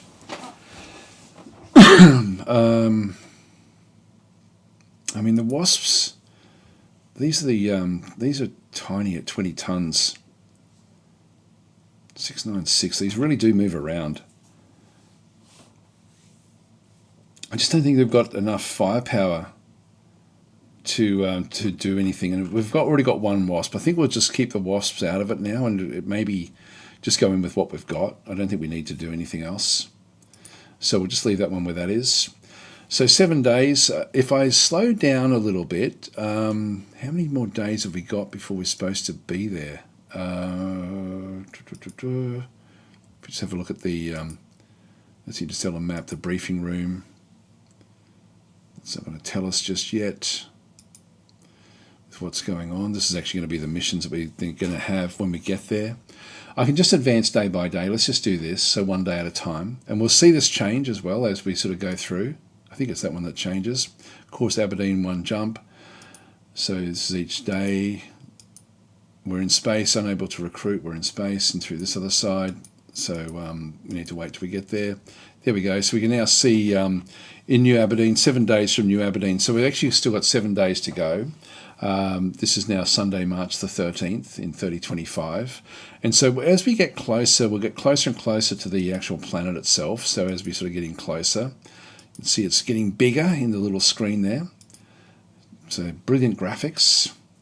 18. So we're in the destination system now. Estimated jump. Yeah, this is okay. 2 days from New Aberdeen. So now we're very, very close. And then we're going to be, if we go to the area of operations, we won't see this just yet, but we'll see this in just a minute. Here we go.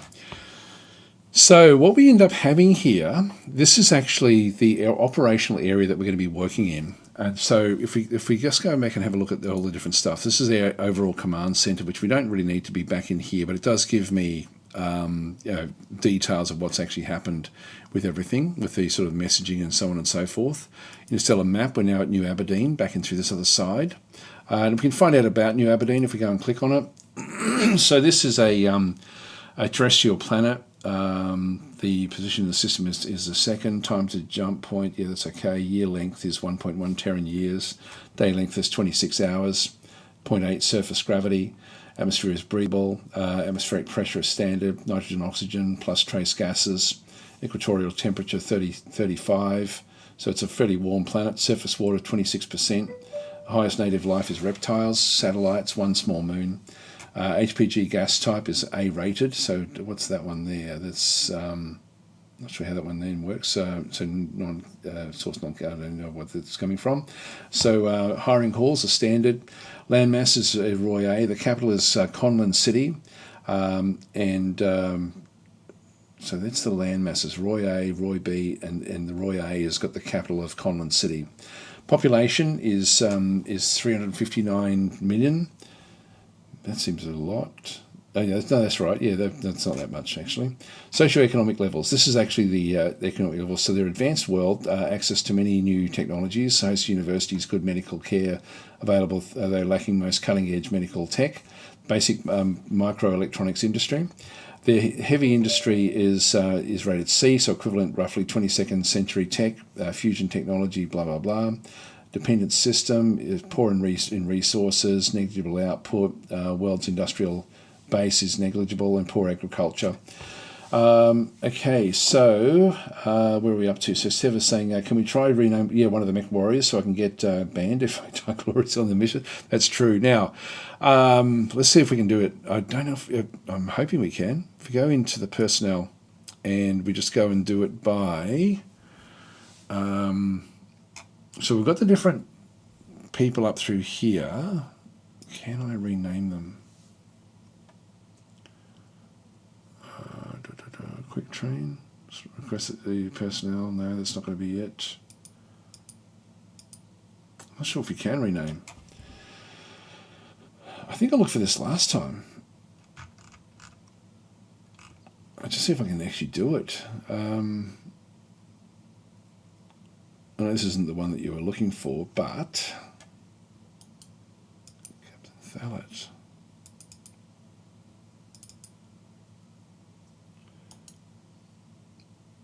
Change rank.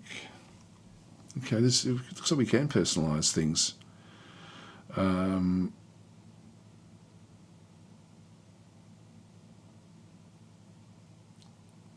change biography, change call sign, edit logs.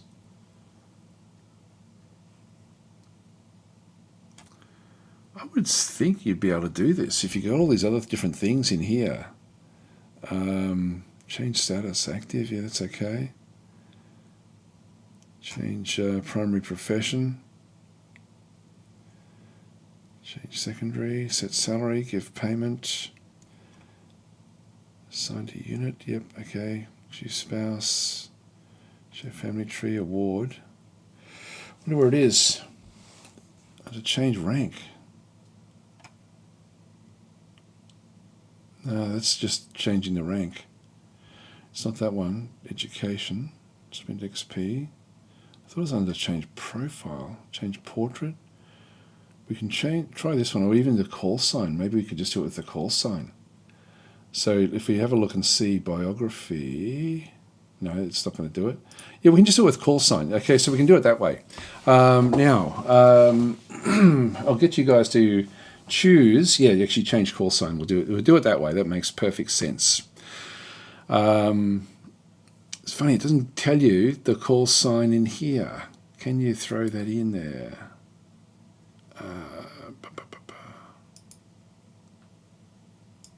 Just go to the combat personnel. So we have some mech warriors that actually aren't in here yet. Now we do. You said you wanted a male in this case. So Tony Tasker is elite, so you can have him, and his name is Conqueror. He's part of our main attack group. I think he's in Bravo Lance. He's the commander of Bravo Lance. Charlie Lance will be the one that we actually send down on the ground. This one's Mathis Lombard. So we'll probably end up. Okay, yes, it's right. So saying, yeah, it said no, I read name. So change the call sign. So in this case, now his unit assignment is the Dervish DV, is his battle lance. So we'll just go back across and go to, where was it? God, now I've missed it again.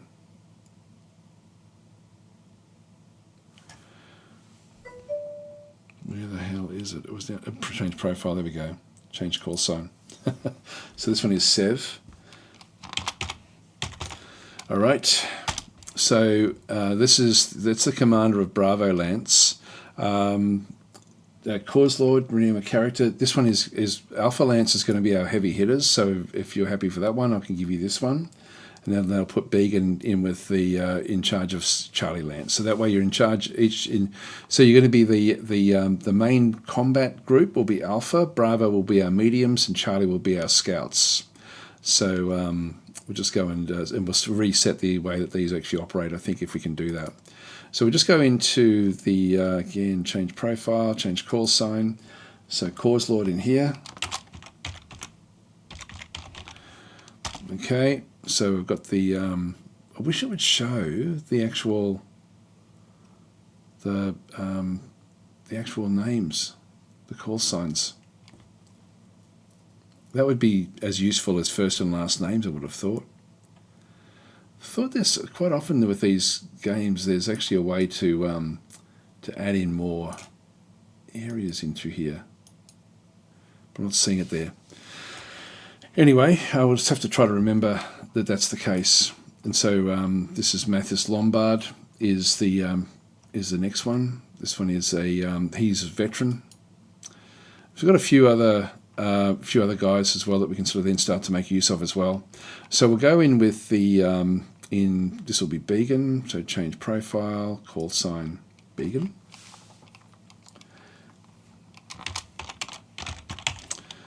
All right, and so they'll be our scout group, which will be the first ones onto the planet.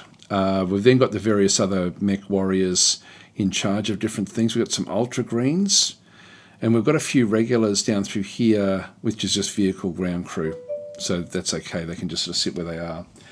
Karuna, so redeem name, anything about, there's heaps available. So we've got 3 regulars, so I'll just go from the top here actually without worrying too much. This is the longbow from Alpha Lance. So this is Alpha is going to be the ones doing the heavy battles. So we'll give you Where was it? Change profile, call sign, and we've got ourselves Crooner.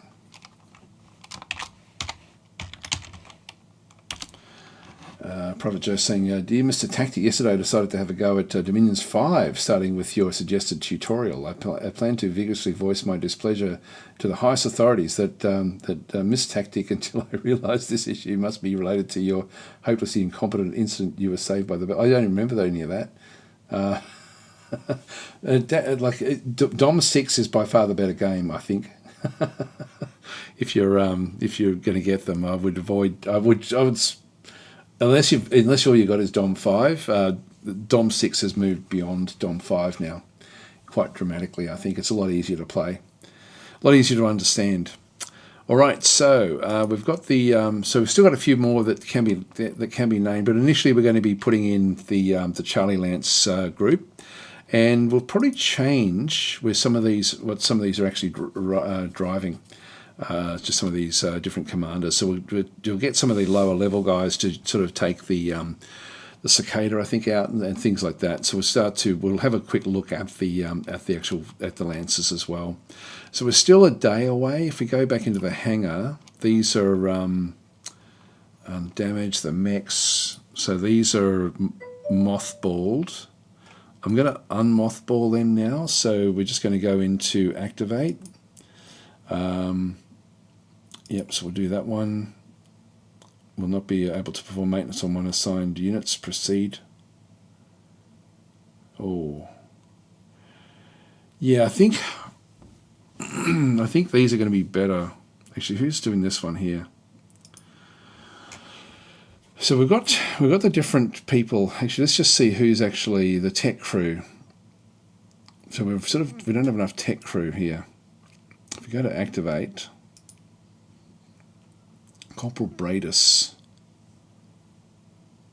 this one here, is moving through, working on the Alpha Company. So working on the Shadowhawk. So I've got all these different ones that I can sort of bring back in. Some of them have got different sort of skill sets and stuff. So if we go in with, can we use any of these guys? Jonathan Dalton's doing a couple of things there. Dibra and Priana. I don't think that these can work. I don't think these guys can work on the mechs. So it's just really these guys here. So who are we going to take away? Because I wouldn't mind getting these other mechs up and running when we do get there. So I think what we'll do is we'll focus on Alpha. So we'll go with Bradus in through this other side, so he can actually stop his work on getting that one up and running. So we'll just go OK and just go yes, and then we'll go to now that one there. Actually, that was, did I do the wrong one? Missing crew as well. Let's just activate, and we'll go and get, if it's the right one.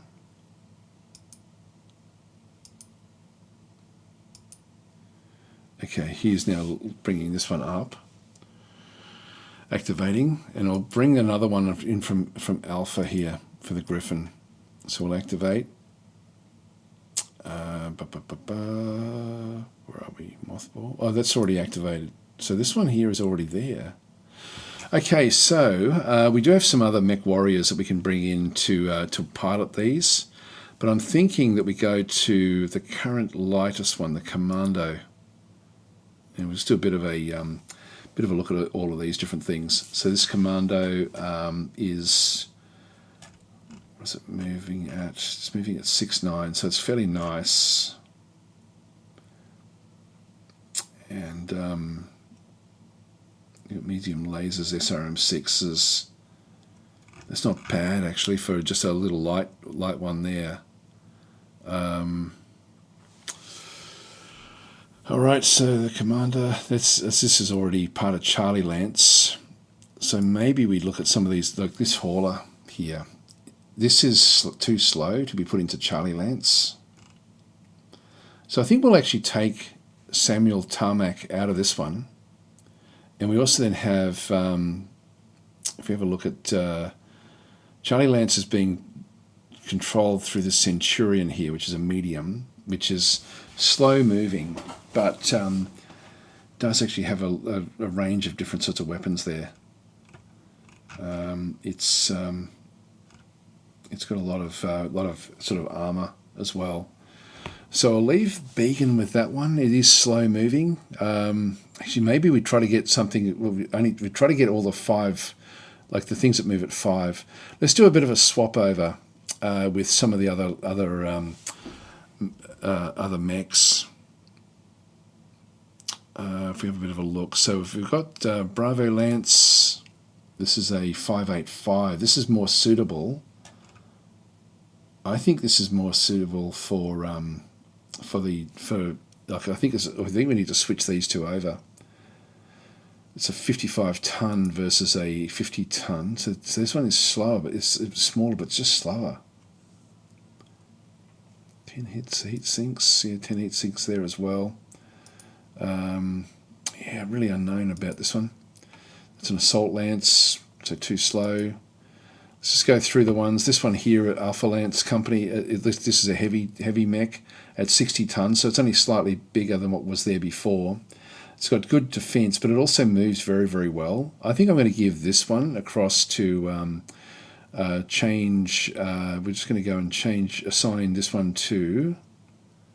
Actually, why can't we assign tech? Assign non-tech crew. Assign all crew. Yeah, I'm not sure how this one works.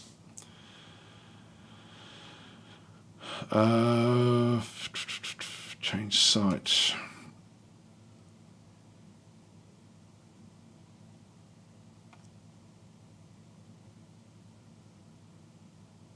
This is a tech crew. Assign all crew.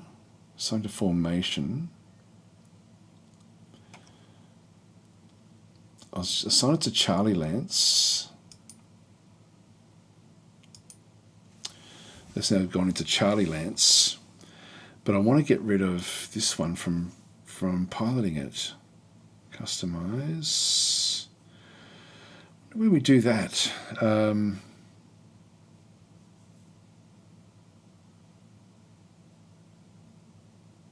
Actually, we can name the units. That's something we can do. No, I don't know what we can do with this.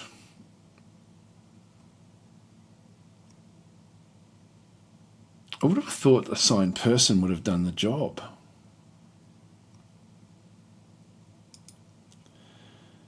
So this Ostrock we want to have now as being piloted by Began, and then switch this one over.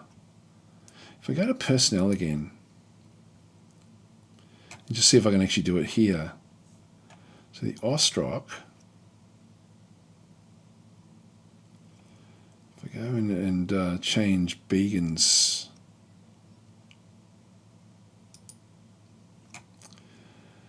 So Began there, and change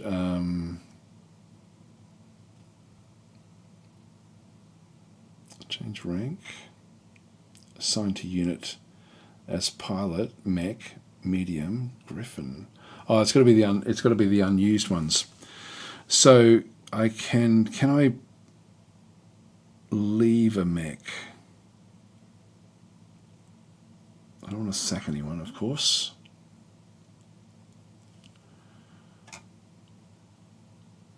Surely I've got to be able to move them off.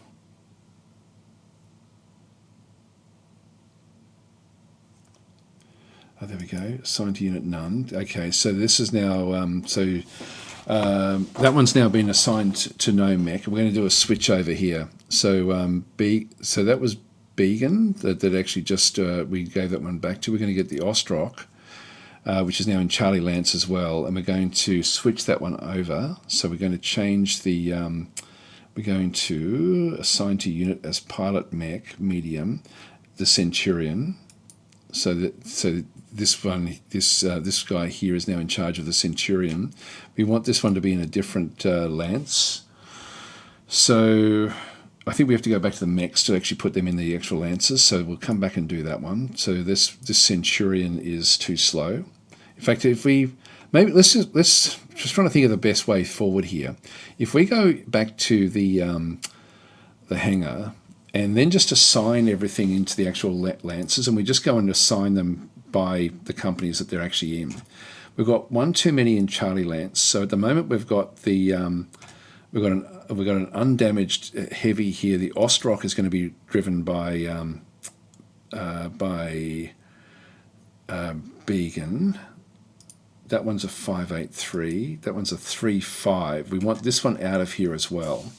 So I'm going to go and if we go in again, if I can't just unassign it.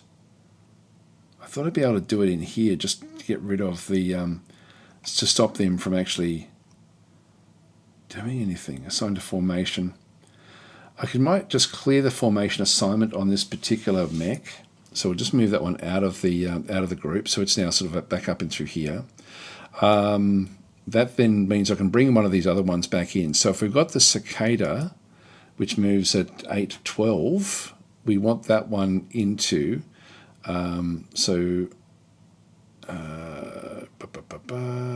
Activate. Okay, we can't change that one because it's still activating.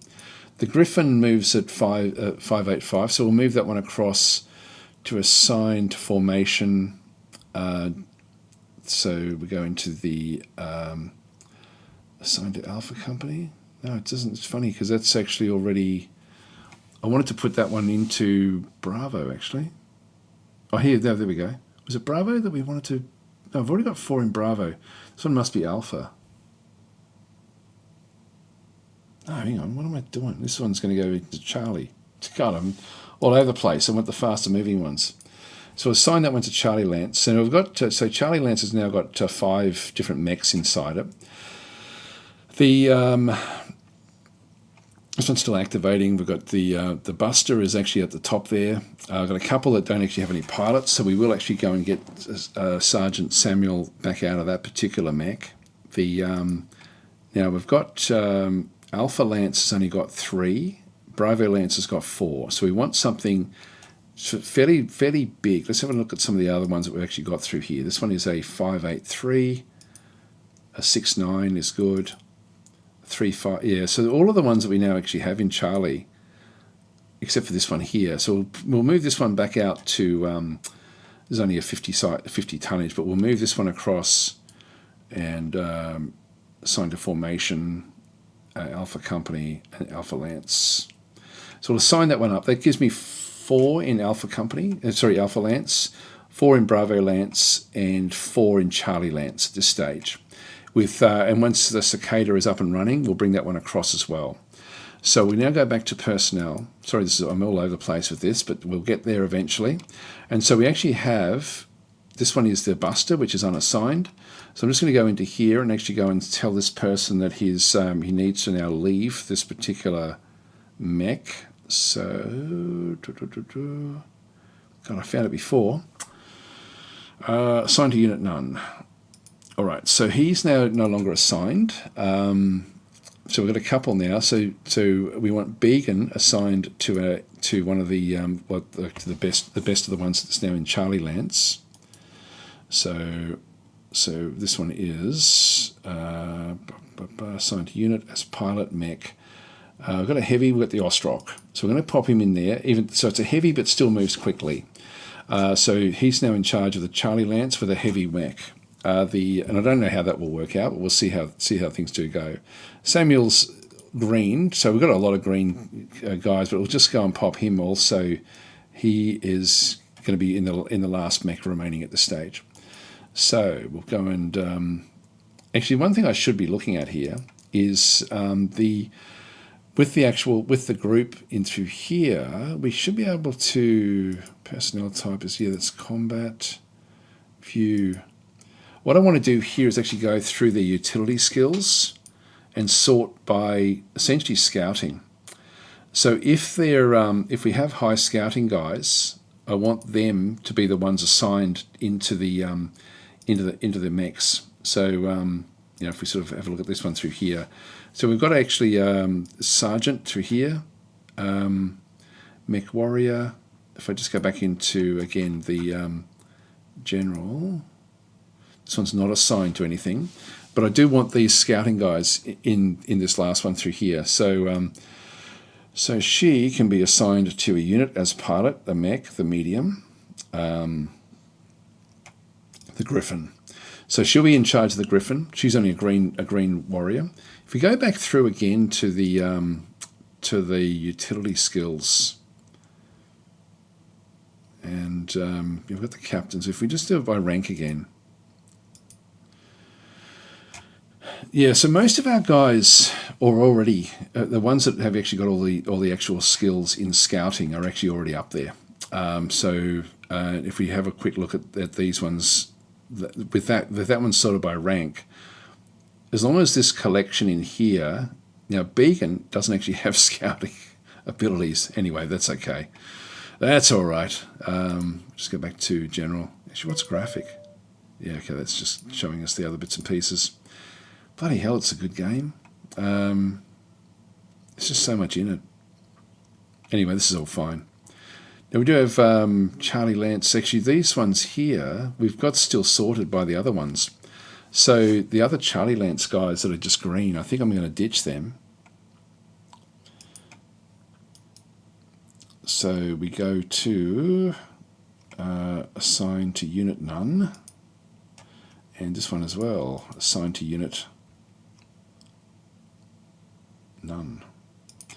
And that way we've then got these other guys which are actually good at scouting. So these will have the one of these will actually then sort of give them extra scouting roles. And this is very important that we get this one right. So we go into assign to unit as pilot mech.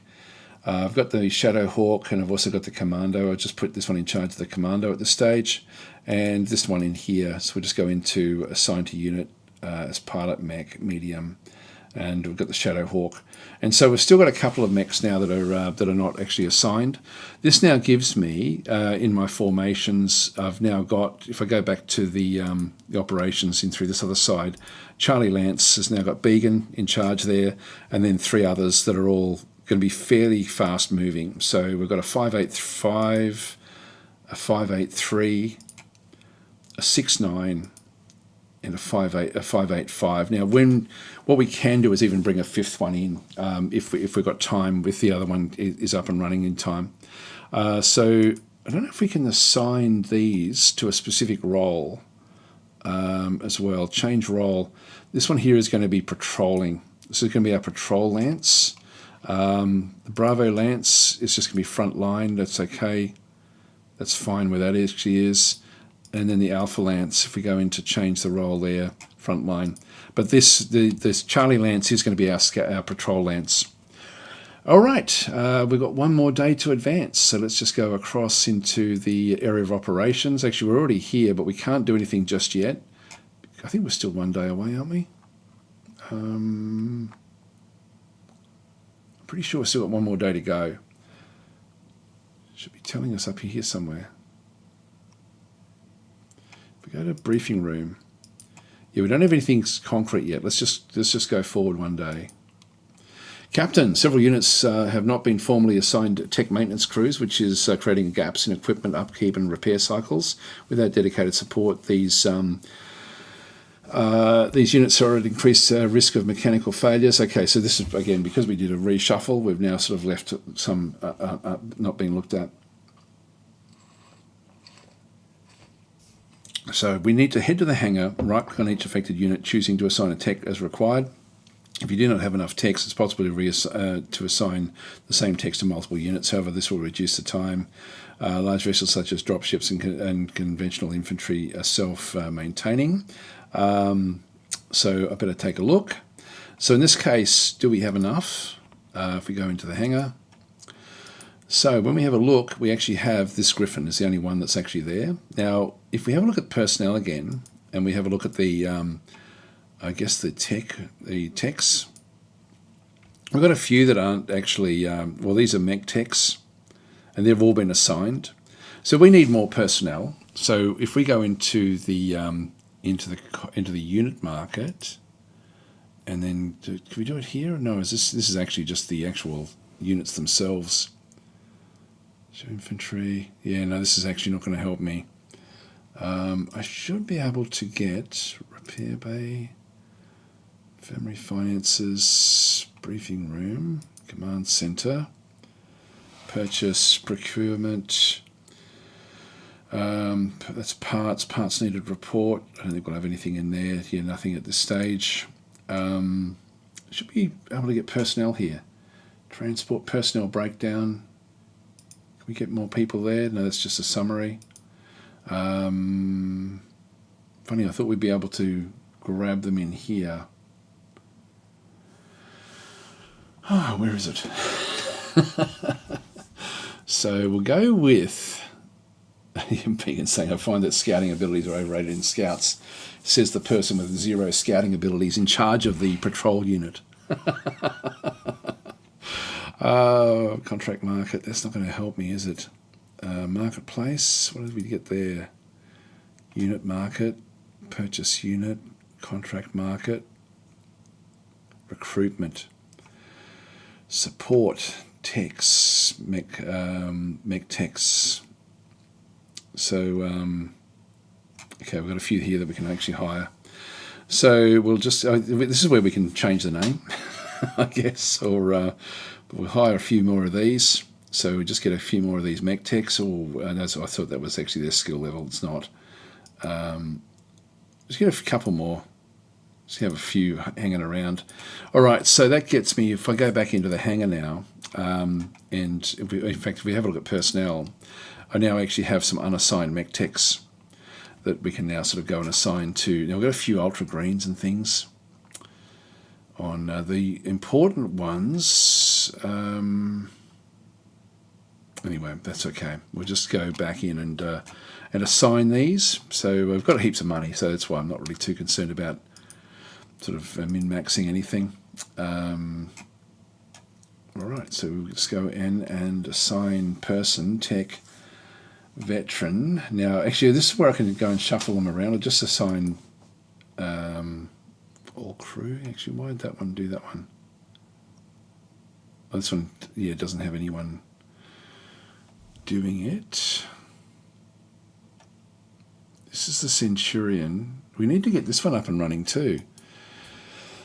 Assign person, tech, veteran. Actually, we need to assign a pilot.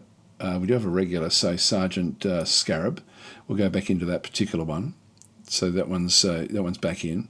We need to assign a tech as well. So tech, I'll go veteran. Now this one is just going to, that's Brain Deso Hagen again. I mean, it's too many. If we just go back into assign person, tech, unassigned tech. Oh, hang on, that's going to unassign it. Assign person, tech.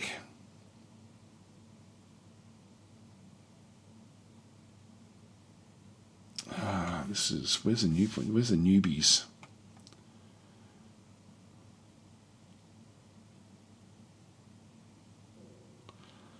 No, I don't know why we can't assign them. I'll have to look at their names. That doesn't seem like it would. I thought it would be easier to do this. Assign person. You know, that's unassigned. Okay, this is fine. Back to personnel again. What's their names? So we've got Mackenzie Corbett. Maybe I can assign them directly here. Oh, they may not even be here yet. Can we do anything? Change rank. What are the others? The mech techs are all just corporals. All right, you're now a corporal, and your status is active. Assigned to unit as tech, a mech, medium. Here we go, the Griffin. So I'll make all of these. Can I do them? Can I mass do them like this? Change rank to corporal. Yes, we can. That's good. I like that. This one's also regular. Just go and get the regulars involved in some of these things, I think.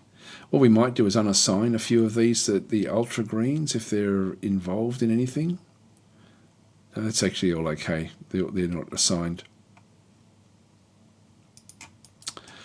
So, assigned to unit as tech, a mech, medium, the Centurion. There we go. So that's now got all of the, if we go back to the hangar, we're now fully set up.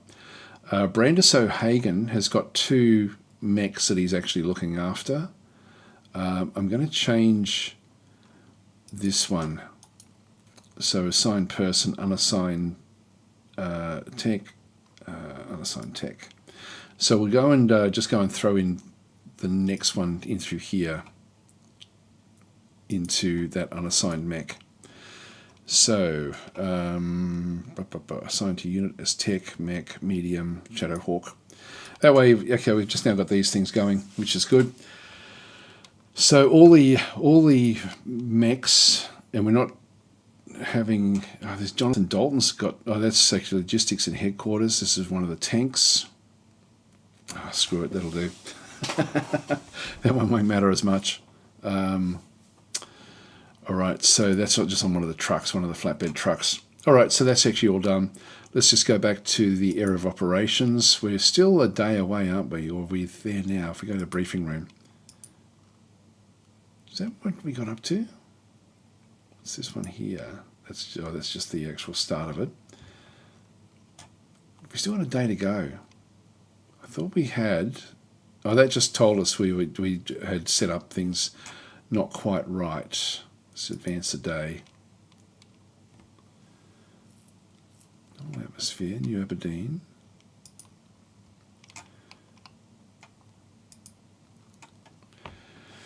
Okay, this is a contract area located. Allied the Industrial Centre provide 1 SP per month of Allied logistical support. So we've got to complete, this is what we need to do, is complete strategic objectives 1 of 4 complete. Locate and capture or destroy the designated facility. So there's something somewhere on here that we have to then go and find. Maintain control. Now actually let's have a quick look at our hangar again. Okay, now we've got the Cicada, which I'm now going to add this one, assigned to formation to the Alpha Company's Charlie Lance, assigned to Charlie Lance. So now we have another mech that needs to be having a pilot. So we'll go in assign person, pilot. We've got some green pilots in here. I'll just go from the top. And we've also then need to get a tech assigned in here as well. So assign person, tech. Well, again, actually it's better, it's easier to, I don't know why we can't filter by the unassigned techs. If we just go back to personnel again and just grab this last one. Yeah, ultra green, veteran. Actually, that's interesting. There's no assignment there. Do we have 2 Bradis? Ah, he's finished doing everything he had to do. In that case, we will actually just go straight back up into here. So, yeah, he's now going to be in charge of this little crappy mech. Anyway, that's all right. These guys don't go into the front line, so we assign to unit as tech, mech, medium, Cicada. All right, that's fine. The Cicada is our fastest moving one, and this is actually a veteran tech that we've actually now got working on that one through there. So everything is now up and running. So we've got everything sort of working except for the Buster, which is sort of unassigned at this stage. So, and it's not part of any of the actual companies. All right, now I think what we'll do is we'll just now go into the area of operations. We'll manage our deployment here. So what we need to do is we need to come in, and we can sort of, I can't really zoom in on this map, unfortunately. I would have liked to have been able to zoom in a bit more. Each of these locations is sea, we've got an ocean through there, sea, urban, so we've got an urban location there. We've got desert back out this other side, desert, more sea. So there's an ocean that runs through the middle here. What's that down there? This is hot sea. That's hot sea as well. So we've got oceans all the way through that blocks off It's a bit hard to see it because we haven't actually scouted it yet. Back over through here, we've got hot hills, which are wet, and this one will be on the other continent, I guess. Hot hills wet, so we may have to end up across there. But let's just scout around here to start with. So we've got the we've got urban there, mountain in that location. Back in through this other side, we've got sea location there. Sea, so there's a lot of seas, and then there's another desert on its own, way back out over there. It's a weird little map actually with all of the stuff going on. So we need to figure out, is it on this landmass through here? It's a bit hard to see the landmass at this stage, but let's just go and set into here. I think I can actually go in and right click and actually manage deployment there, for example, but that's a mountain, and so I don't want to be deploying into mountains. If I was going to do anything with these, we have got hills, and that would be probably the location if we have to get on that side. But let's go into this one to start with. So the Allied Industrial Centre, we'll right click, manage deployment, and so in this case we're going to send in Charlie Lance and confirm. And so are you sure there's no point of return? If you select confirm, the formation will, cannot be undeployed without restarting the entire scenario. Yes, confirm. And so the guys actually did a good job of doing the initial scouting. So what they come in is each one of them in turn takes it, they start at the one up through here and then work their way around as they sort of come back in. And there I don't know if there's information, no, we're not going to see it there. But in the area of operations, we essentially got, we've successfully scouted all of these different things. So this ocean in through here, we can see there that recon is complete in this location. Recon complete on this location, recon complete on the mountain, but we're not sort of seeing anything. So Charlie Lance is at this location, recon complete, and then we've got this hot sea back in through there. So so if I leave Charlie Lance there, I think, and just advance another day, they'll just keep on doing more of the of what we need them to do. I maintain main control of designated facility at 0202, which is where we are. So this is actually now the location that we're sort of looking after. We do need to locate and destroy, capture or destroy a designated facility somewhere. We haven't found it yet. And we've got one of 4 objectives is complete, just maintaining this one. Locate and engage with and defeat hostile forces. Maintain campaign victory point count above 3 by completing turning point scenarios. So if we get across those things, we'll need to sort of find them as well. So if we manage the combat, this is nothing there for us to look at. Campaign victory points are currently 0, and then it's got support points there are 3. Let's advance another day, and we didn't do any more scouting. I thought we would have.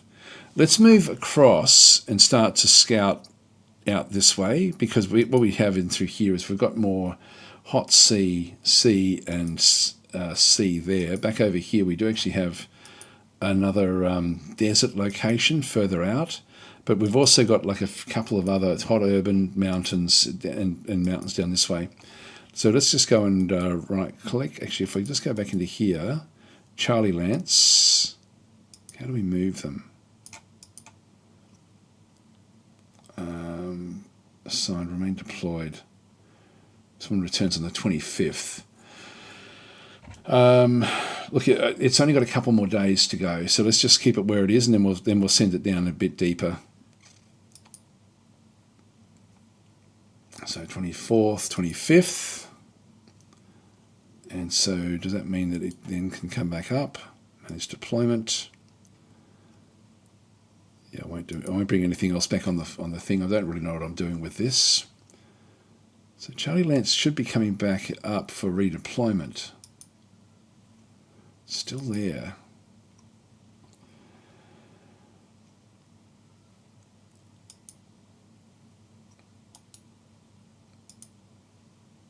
Yes, actually that's to bring units in.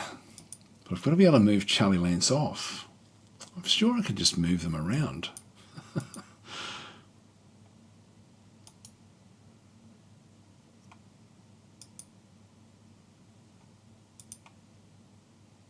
This doesn't seem right. I'm not sure what to do. Unclick, okay, unclick remain deployed, okay. Now can I move them?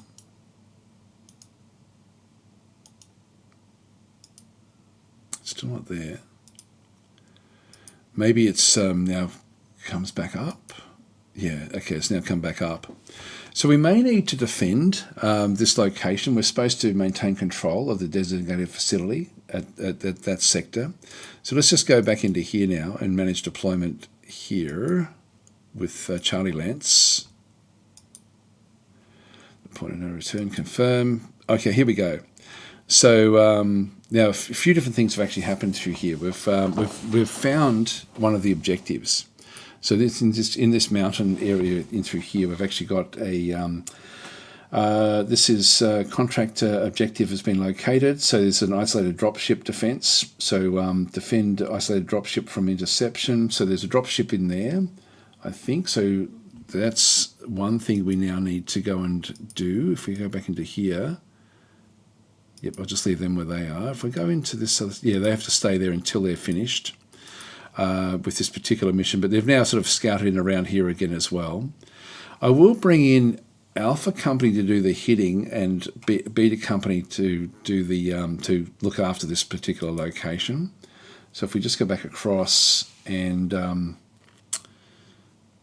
I'll just manage deployment here, and I'll just bring in Bravo for this one to come back in. So I've got Bravo in there. This one here we have now scouted. So recon is complete. It's a mountain area. So this is the contract objective located. So this is which one is it? Locate and destroy designated facility. Engage in hostile at 0003, which is this one here. So this is engage and defeat hostile forces. So let's go in and actually manage deployment, and we'll bring in Alpha Company into this mountain. We have actually sort of located everything, so let's go and take Alpha Company in. So you sure, confirm, yes. So they'll be coming back in at this point in time. Don't know why that's not activating.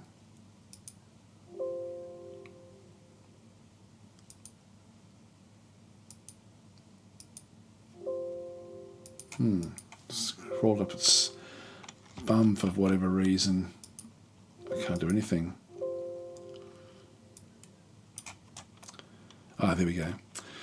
It was trying to figure out the scenario. So this is an isolated dropship defense. Defend the isolated dropship from interception. This is the status: primary forces committed. Terrain, unofficial jihad map pack. So this is actually going to be the terrain that we're going to be going into. Deployment date, hostile. So yep. So the formation commander leadership allows the deployment of additional auxiliary forces. Choose from the list below. So we've got transport types. If we go into tactical, what do we have? Nothing. There's nothing there at all, so it's just going to be none. Yeah, nothing there, so just go none. This Lance is a frontline deployment and may deploy additional infantry. There's none selected, so we've got nothing there to play with. So we'll just commit. There's 2 minefields, so commit Alpha Lance and any selected auxiliary units. Well, Alpha Lance is on their own, so in they go. So Alpha Lance is now committed to this particular area of operation. The deployment is, if we just go back into the briefing room, now we do actually have isolated dropship defense. So this is actually now the mission that we have, and this is what MekHQ does. So we've got the, this is Alpha Lance of Alpha Company. Draconis combined additional force. Yeah, that's okay. This is actually just how the random map is going to be sort of set up. Status is pending. Scenario type is isolated dropship defense. The deployed unit is the Alpha Lance. Terrain is mountains. The map, again, it's sort of got like a style there for the map. The map size is going to be 35 by 35. one reroll remaining if we need it. So an allied dropship has been isolated behind enemy lines and hostile forces are closing in fast. Your mission is to defend the dropship until it can lift off, or if necessary, destroy at least 50% of the enemy forces to break their assault. If the dropship fails to escape and the enemy remains intact, our strategic situation will be severely compromised. Expect a relentless assault from multiple directions, with enemy forces or enemy units prioritising disabling the dropship before it can launch. They may attempt to immobilise it, breach its hull, or delay its departure long enough for reinforcements to arrive. You must hold the line, intercept high-level threats, and keep the dropship secure until it achieves liftoff. If the situation demands it, eliminating half of the enemy force will force them to retreat, buying the dropship a chance to escape. So the enemy will control the field at the end of the engagement, meaning no salvage or recovery will be possible, so we will actually be leaving. This is the battle of survival. Ensure the dropship gets out or cripple the enemy as thoroughly as they can to no longer threaten it. Additional allied units will be working alongside us in this operation. Comm Centre, additional enemy ground forces have been detected approaching the area. So any mention of your own forces in the scenario objectives will be ignored. The scenario will automatically update to use whatever force you choose to deploy. So protect the following forces. I now wish I had put that other mech that we got sitting up in the up the top there. We could have actually brought that in as a fifth mech. So protect the following forces. So +2 points if we succeed, -2 if we fail. So we need to protect the dropship for at least 12 turns. If the dropship cannot be deployed, regenerate the map within MegaMek. So that's something we have to do within MegaMek if it doesn't actually work. So this is actually ready to go. So I think we just start the game. So let's just go and do this one here. So this is the sector, all the information. We've now got our briefing. So yeah, this is actually exactly what we just read out. So we'll launch, so we'll just go commence the drop. In we go. Your name, tactic force here, blah, blah, blah. Okay, in we go. So now MegaMek is actually now kicking in and is creating like a server. It's going to generate the map for us. These are various things now coming back in. We can see that we've actually got some other people that are going to be actually helping us. So Cause Lord's the only named one in this particular one. The battle value is higher for some of these other guys. Low value for the pirates. So we can sort of see what the pirates are going to have. This is the Draconis combined dropship in through here. So Killbox is the guy in charge of this one. Then we've got a couple of archer units, an Ostol unit, and a Locust. So they're only small. Oh yeah, Locust is useless. And then these are sort of mediums, 60 tons, 70 tons. So we've got some big mechs in our group. The pirates that are coming in are actually fairly weak when we sort of see these numbers. So the dropship is a big dropship that we sort of see in through here, but it's in the mountains. So like it said that if it doesn't actually get to deploy, just re-roll the actual map. Crusaders, archers. Actually, what do we know about this? Is there anything we can tell? I thought we could sort of see it. You're not seeing too much information there. Banshee, then we've got a heavy tank, an Ostol. So it's only one actual vehicle. They're all heavy-ish, units. Oh, there we go. Now I can sort of see the different bits and pieces. LRMs, what this one has got, machine guns and medium lasers. So a lot of equipment there. It's got a few quirks which won't impact us. So this one here has got pretty good armor. This one here has got very good armor across the area there. The LRMs there again as well. So this one's got a autocannon with 20 shots. PPC, is that a flamer? I'm not sure what the PPC is. That's anyway, that one's got that one. The heavy tank has just got medium laser. Again, LRMs. So they've got a lot of long-range missiles. This one's got a large laser. God, this. I think we'll just have to wait and see what we end up having coming in when it does come in. So we'll just say I'm done and go in, I think.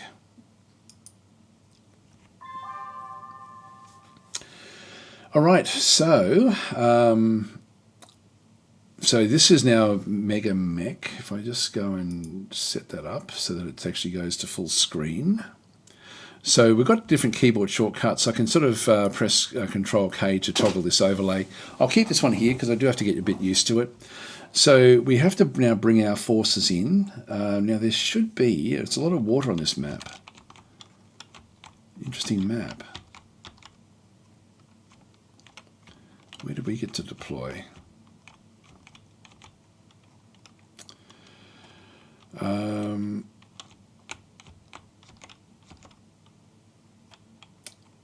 Oh, hang on. There's different scenarios that we have to then go back in through. So this is just going through Banshee. If I can click on these, no, not at this stage. I have to do something with Banshee. I can't see the dropship or anything. I'm not sure where we're supposed to drop. Is it telling me what I'm supposed to do? Incoming messages. Oh, no, it's just the list of messages if they're there.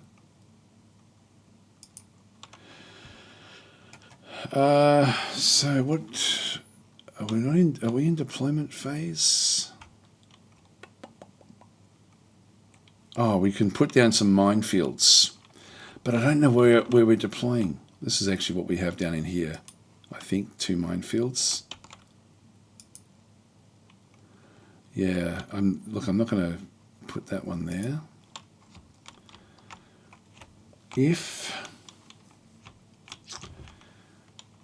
Well, I'm guessing we're going to be up in here, but I really don't know. Actually, no, they're going to be all over us. We could be in the middle here for all we know. What I might do is I might pop a minefield in here. And yeah, I'll just keep it at that then. So let's go and click on OK. And I'll do the same down in here as well. All right, that's now got the minefields. It's your turn to deploy minefields. There it is. I'm done.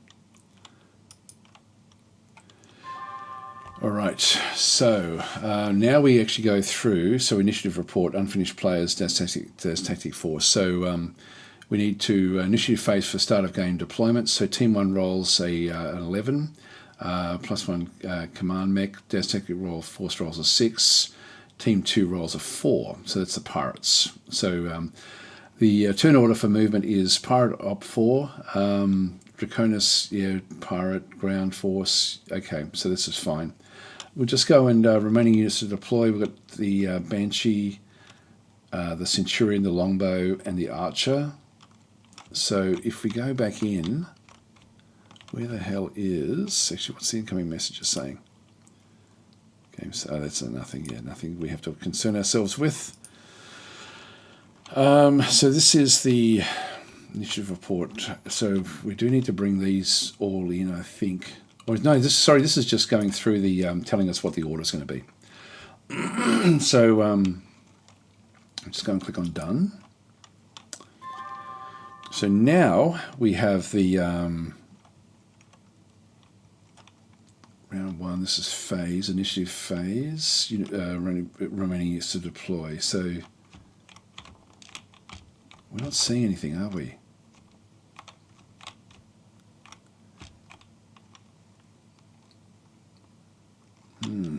Okay, I'll just go and click on OK.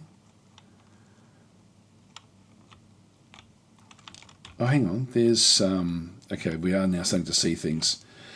So this is a Draconis Archer that's come back in. We've got actually, yeah. So they've actually deployed in through here. They've got the. This is also Draconis Combine through here. Where's our dropship? If I just move that out of the way, we've got another one down the bottom there. So it looks like we're coming in from the bottom. In the top, we probably won't be able to see where the enemy actually is coming in. Playlist, I'll just ditch that. We don't need to see that one.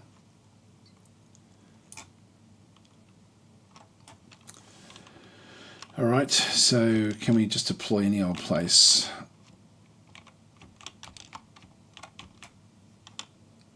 I guess that's the question, isn't it, really? Well, if we can, I think I'd prefer to be down in here somewhere. Maybe on top of this hill. Can we do that? No, can't do that. Right click, no. I wonder how to do this. Okay, so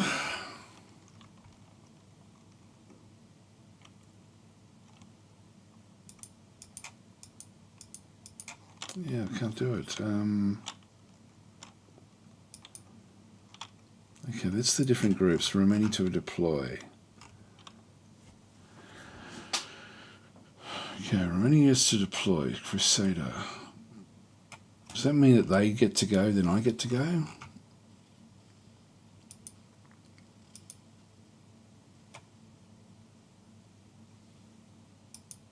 I don't think it's my turn yet.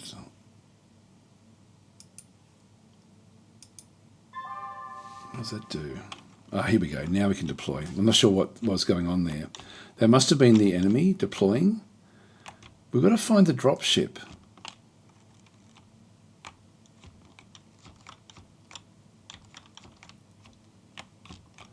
I don't know where it is. Look, there's more land over here, so let's just go into here. So we'll put the big guy there. So we're going to be a bit slow moving. Deploy. Deploy. I will go this side as well with some of these as well. Deploy. And deploy this side as well. Alright, so now it said if there wasn't the dropship on the map, we had to re-roll it. So we can see some of these guys, this grasshopper. But where the hell is the dropship? The mini map down in here. These are moving off into different directions, and we can see one or two of the enemy up this way. Is this viable? Without I'm assuming the dropship is supposed to be in the middle here, but there's not enough space for it. It did say to rejig it. Game.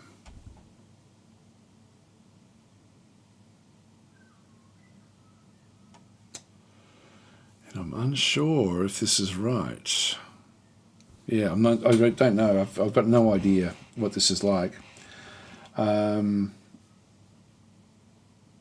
Yeah, so Karuna's saying, do all the personnel have salaries, or how does the finances work? Yes, everyone's on salary basically. So the bigger you get, the more it does cost you. Now, I've got no idea what I'm doing here. Okay, the reinforcements are coming during round 6, but the dropship should be here. So, oh, there we go. Particle projection is PPC. Does anyone know if, like, I don't think the dropship is on this map, and yet that's what we're supposed to be protecting. So, okay, Denstor Flusher saying, Daz, the dropship should have appeared by now, so you probably have to re-roll the map. How do I do that? If I go into, if I to re-roll the map, I don't know what I'm doing here. Game options. Nope, that's not it.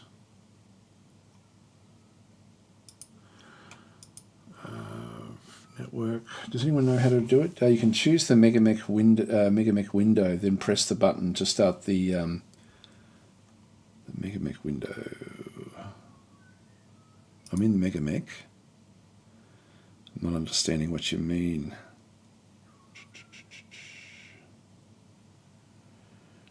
I'm not seeing MegaMek window. And then press the button to start the scenario again. Do you mean MekHQ? You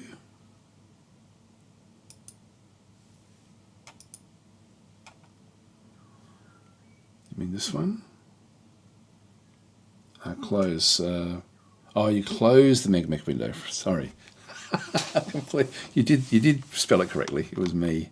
It was entirely me. You want to save the game? I'll say no. All right, we'll start again. Commence drop. All right, we'll get there eventually. Click on OK. So when we go again. Okay, that makes sense. Thank you, Den Store Freischer. Much appreciated. Same deal that we've got. I'm done. Damn it, same map as well.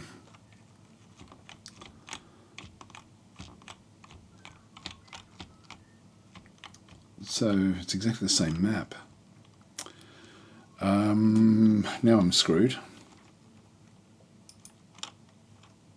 Oh, hang on. I'll probably end up re-rolling this again anyway, so let's just see if we can figure out what's going on here. So they've moved into there. They've moved everyone across this side this time. But where is the dropship?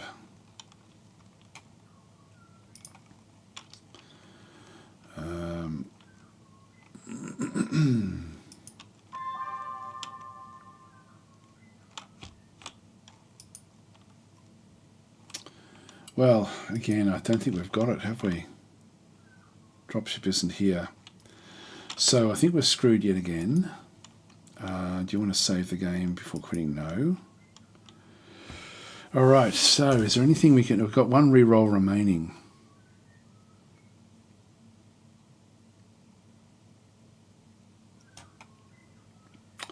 Did mention somewhere in here about re-rolling.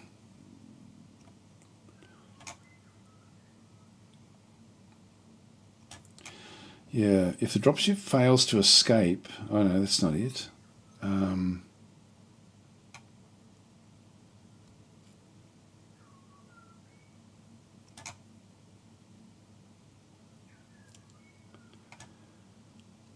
Yeah, it says actually if the dropship cannot be deployed, regenerate the map within MegaMek.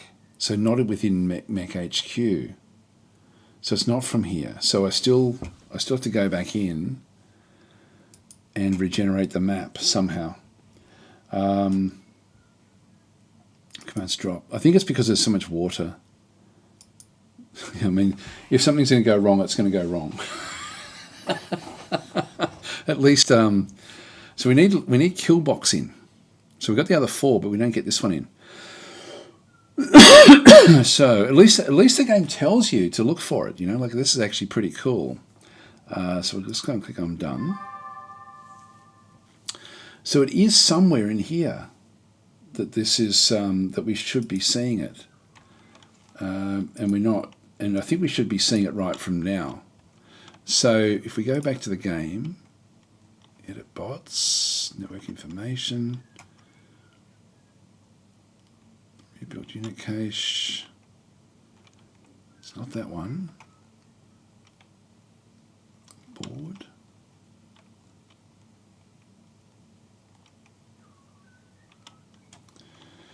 Help. I'll ask ChatGPT.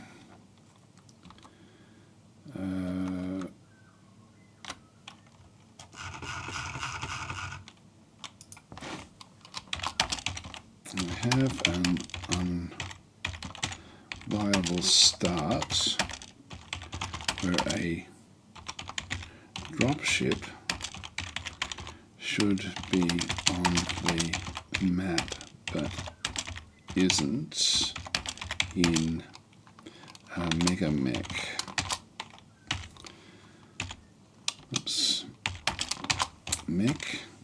MekHQ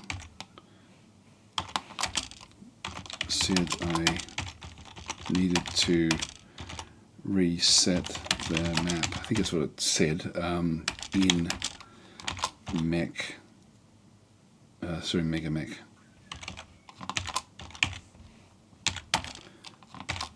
How?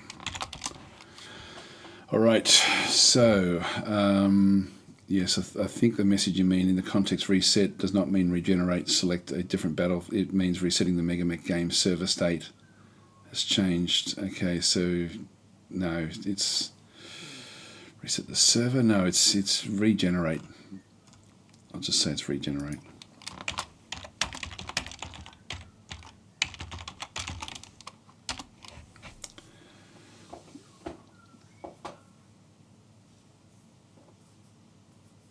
Okay, in the MegaMek pre-game lobby, go to the selected map. Let's go to the select map tab. I'll just move this off to the side so I can read it. Select map.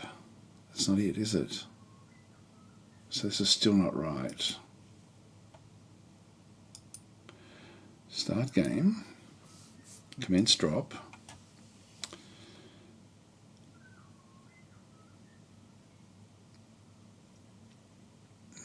No idea if that doesn't do anything for us. So your scenario should already have the map configuration loaded there. Look for a regenerate control button associated with the generated map. Go to the selected map. In the MegaMek pre-game lobby. So it's got to be in MekHQ.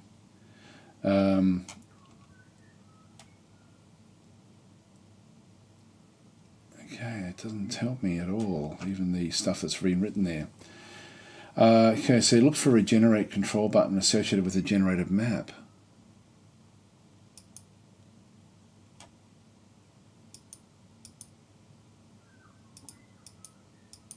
Can I change that?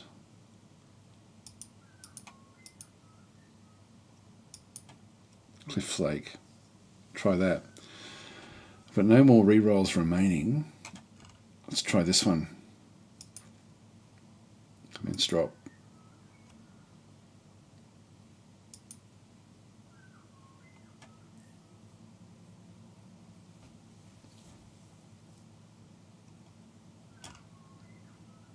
It's the same force. So now we have this. We're still not seeing, so this is a different location in the mountains. Got rubble this time, but no dropship at this stage. So we'll just go and got the two minefields again. We've got some water down the bottom here.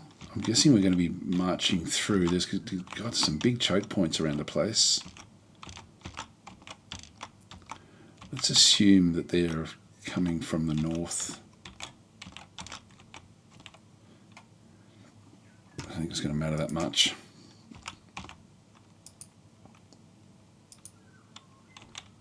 And I'll just pop another one back up in here somewhere.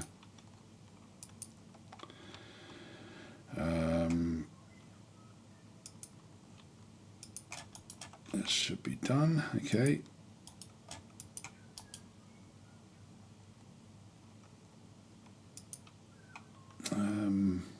Yeah, I think because it's mountainous, it's going to be hard for the dropship to find a spot.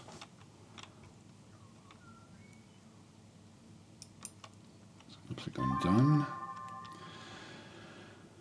And just going through the rolls. Okay, so just click on done.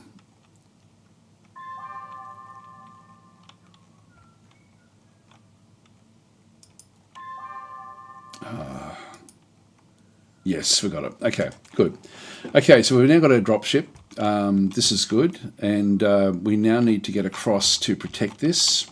We've got little islands. Now we do actually have, I can sort of zoom in here, we've got a depth 2, depth 1, so we can actually get through this depth 1. It's probably a good idea for us to sort of try to get some units actually in the water. And then we're going to be wanting to sort of control, I guess, this area around it. So we're going to be coming from the south. So let's just go in and set up, because I'm pretty sure we can walk through this without any real problem.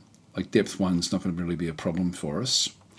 So let's just go and it's your turn to deploy. So we'll just deploy some of them in around here. I can move through here. Oh, hang on, that's going to be okay. So we'll deploy that one there. Then we've got the next one, the scarab. So we'll put that one there. Deploy.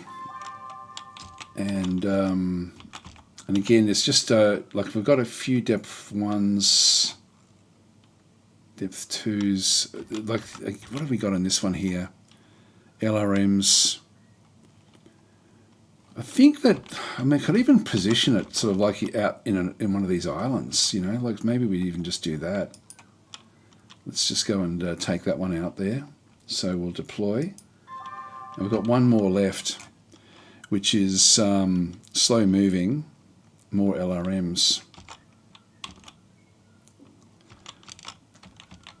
I don't want to be too far away. You can go into depth 2. I mean, I'll stay sort of closest to the water with some of these units, I think. Okay, so that's now been done. Deploy. So now we actually have the overall these units are all now moving around. I can now what I've got through here is it'll take me a little bit of time to sort of get used to doing this, but I need to be moving through the water and just sort of getting ready to sort of go up. So you can see down through there, this thing only moves at 4. Like essentially that's what we actually have is the 4 movement, 6 if it's running. But we're going through water, so we can't really do much. So I'm just going to go back and is it backspace? Yeah, backspace will then sort of take it back to where different things actually happen. Now, if I go into there, hex is not in sensor range. That's okay. Distance from movement to endpoint 1 hex. That's all right. I'll just take it there, I think. I don't know what the brackets mean. I'll just move. Oh, hang on. You must make the following piloting skill checks. No, because we're actually... damn, the water is actually... It is causing issues for us. Just go yes. We're okay. We're not going to be knocked over. Hope these guys can get across, to be honest. So this one here moves at 4-6 as well.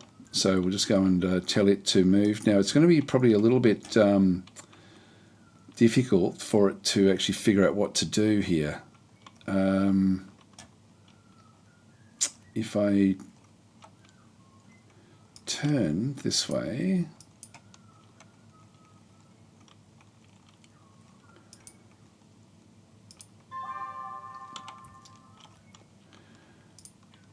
God, this one can't move either. We're actually screwed here. I may have to re-roll because I've actually put myself in a position where these guys can't move through the water. Why can't you move in there? It's 5. It's 5 movement and he doesn't have 5 movement. He's got 4.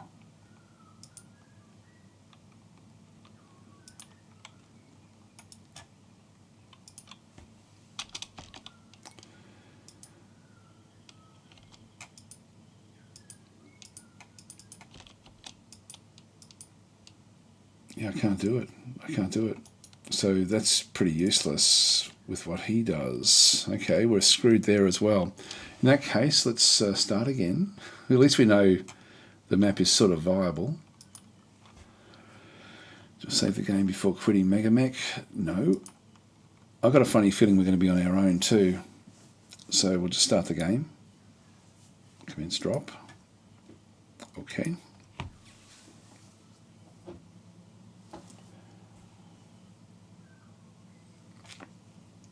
We'll get there eventually. I'll just move that across and then put that underneath that one.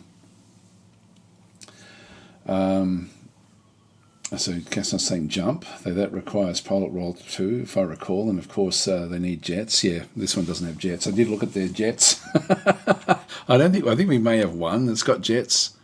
Is this one? I may have screwed up here. 4-6. I think they're all just 4-6s. I don't think any of these have got jump jets. All right, so we have screwed up even with our placement.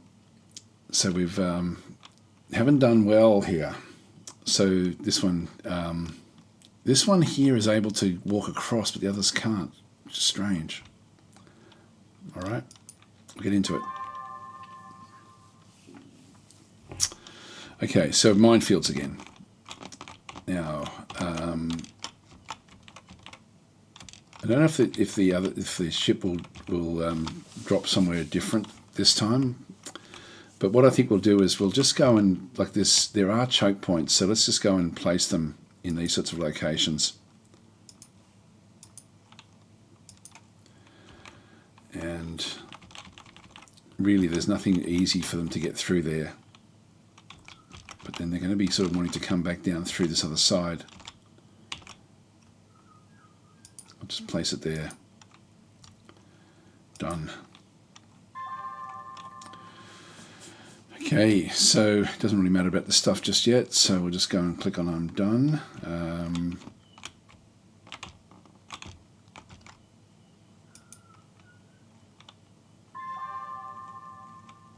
So they've been positioned. Where's our dropship?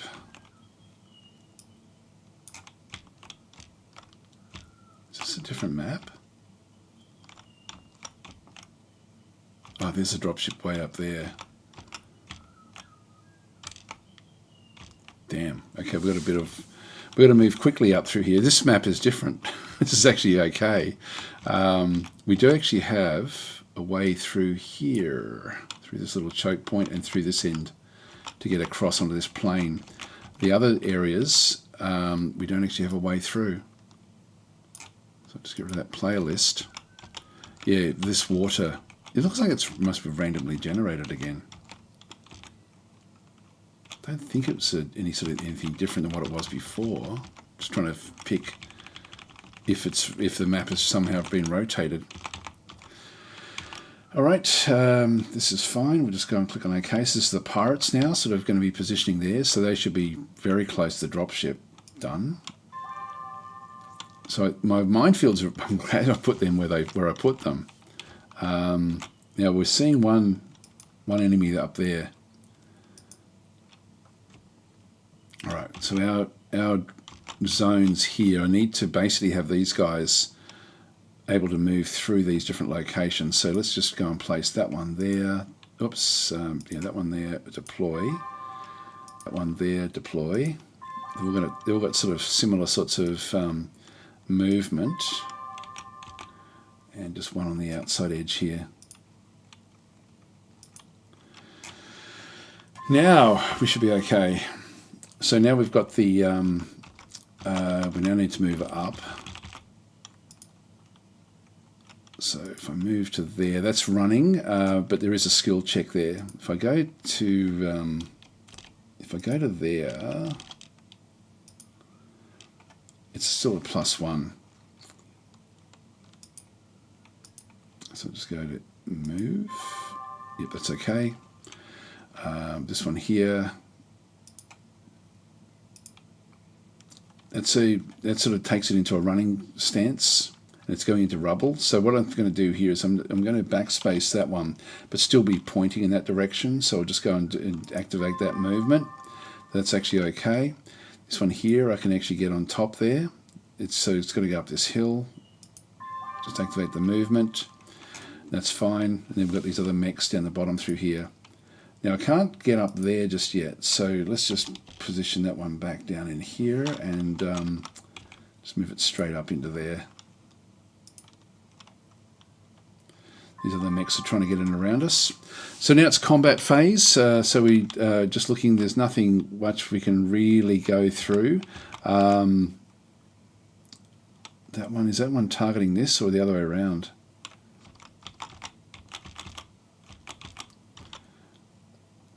Kill box is,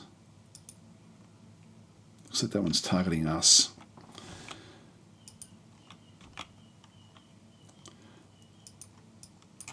Do we have anything there? View.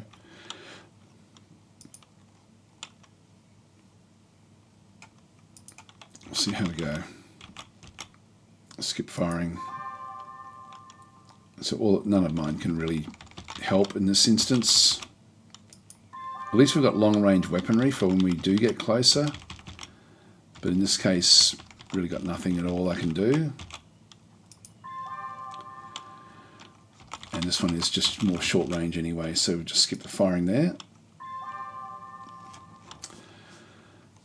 I might just move this off to this other side because we're not going to really sort of need it through here. So this is actually what's happened now in the weapon attack phase. So uproots a tree for use as a club. Okay, so that's one of the Draconis Carbine guys. So that's the guy. Where was he? Which one is it? It's one of these, I think. That's Seabelt. This is Archer. Which one is it? Seabelt, yeah. So that one used a tree root. Weapons fire for the Ostol Pirate. And is going up against the Excalibur, the kill box. Needs 7 rolls of 5, so it misses the drop box, luckily. Large laser fire at this one through here. It does actually need 7 rolls of 9 and hits using the right side table. So in this case, takes 8 damage to the aft. So the AFT, I'm not sure if it's aft or AFT. 146 armor remaining. God, we're gonna be screwed here. This one is also firing at the, hang on, where is it? Weapons fire for the Grasshopper Pirate at this one as well. Yeah, it hits, so hit using right side table. Yeah, so it takes 2 damage to right side, 178 armor remaining.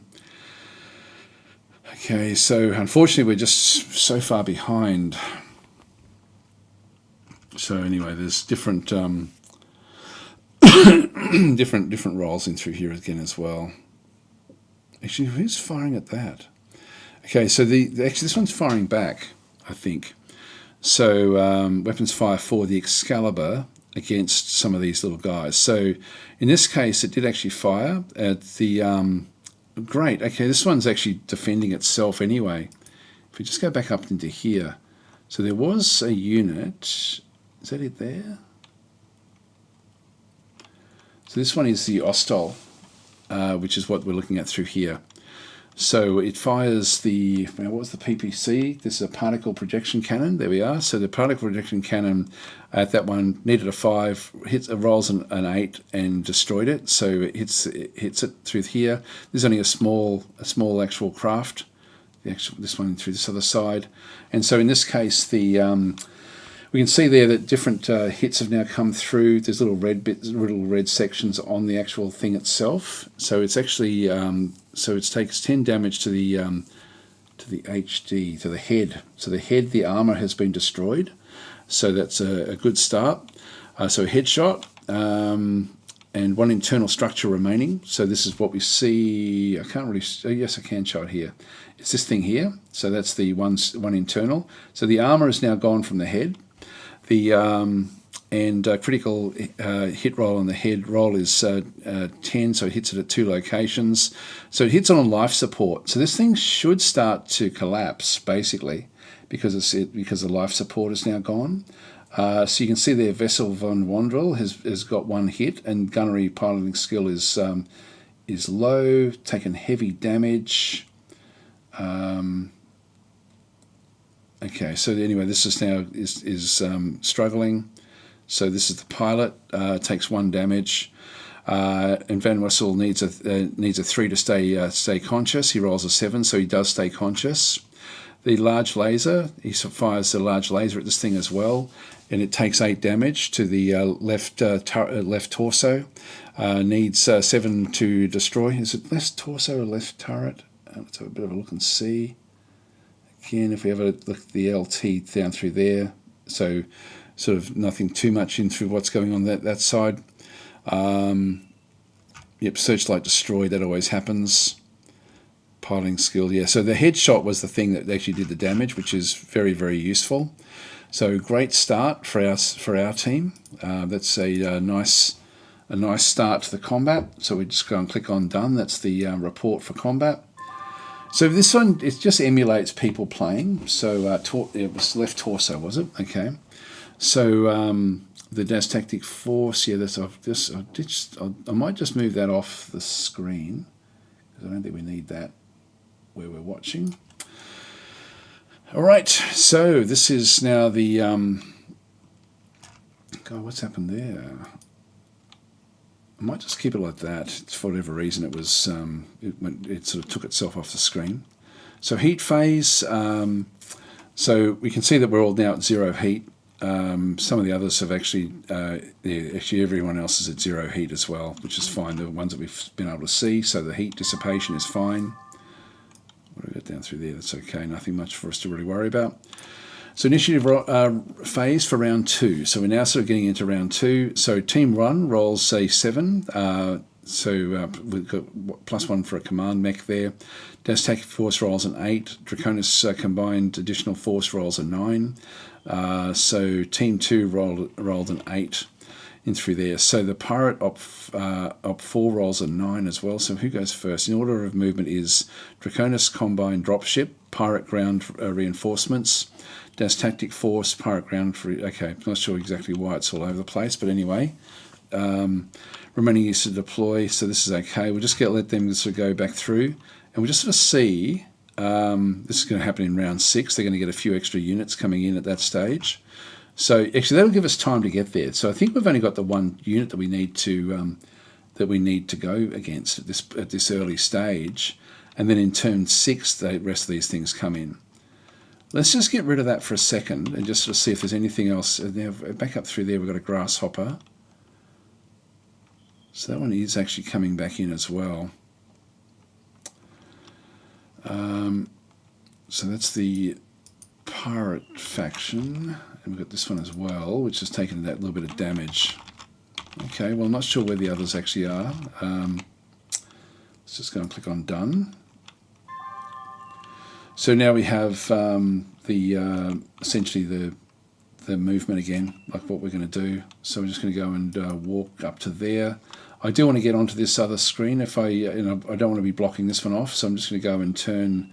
Now there are keyboard shortcuts for this one. So step forward is Shift W, step backwards is Shift L, turn left is Shift A. Done. I just want to be facing that way, and so we'll just go and do the simple movement. Do I need to run? I don't think I do. If I go up there, I'll see if I can just do that one. We'll just move. Actually, that's fine.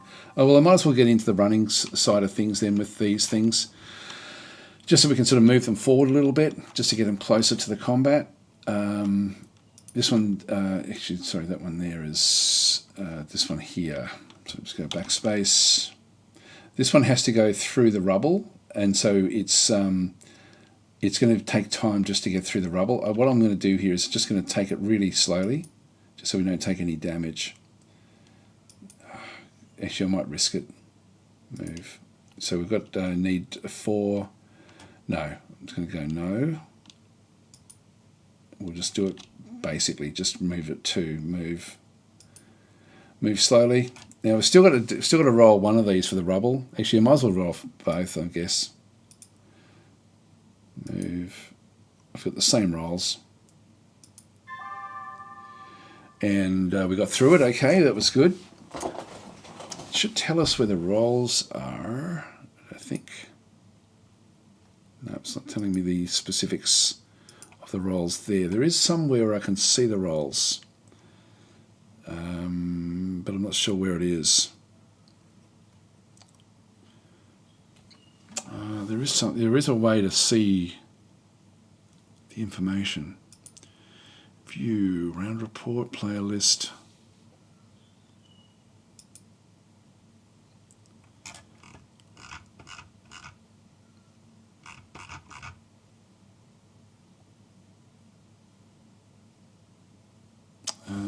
Yeah, that's still just the phasing of it. That will come back up. View, what else is there? Player list, force display. God, there's a lot of stuff in this. Yeah, it's not going to tell me, is it? I thought there was a way that it would then tell you the what's going on here. Just press backspace there and move this one up. So I want this one to move into this location. Hang on, it's moving the opposite way. Just get this one completely back to where it is.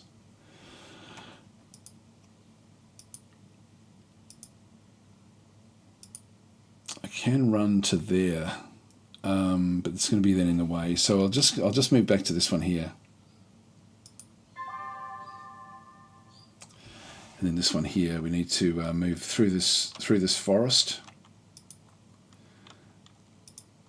can't move to the back end there. This one looks like it's running away. Or is it coming back down? So, yeah, okay, here we're now seeing it. So this is the movement phase. Centurion must make a piloting check, so needs a 4, rolls a 6, and rolls a 4. So it actually rolled in both cases. It got through the rubble okay, which is fine. So that's all good. Just go and click on done. So that is the roll. I knew it was there somewhere. Now this little choke point's going to get in the way of everything. We're getting close to being able to target this little unit. But we need to move and get across into one of these sorts of locations, I think. So let's just see what happens. Actually, this is what's going on here.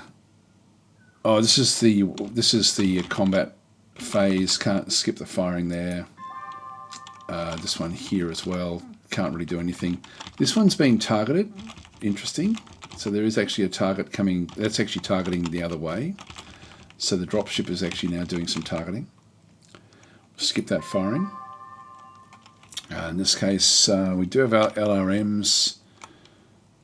Now there is I mean, it is there, but I don't think it's going to be a viable shot. If I go and click on it,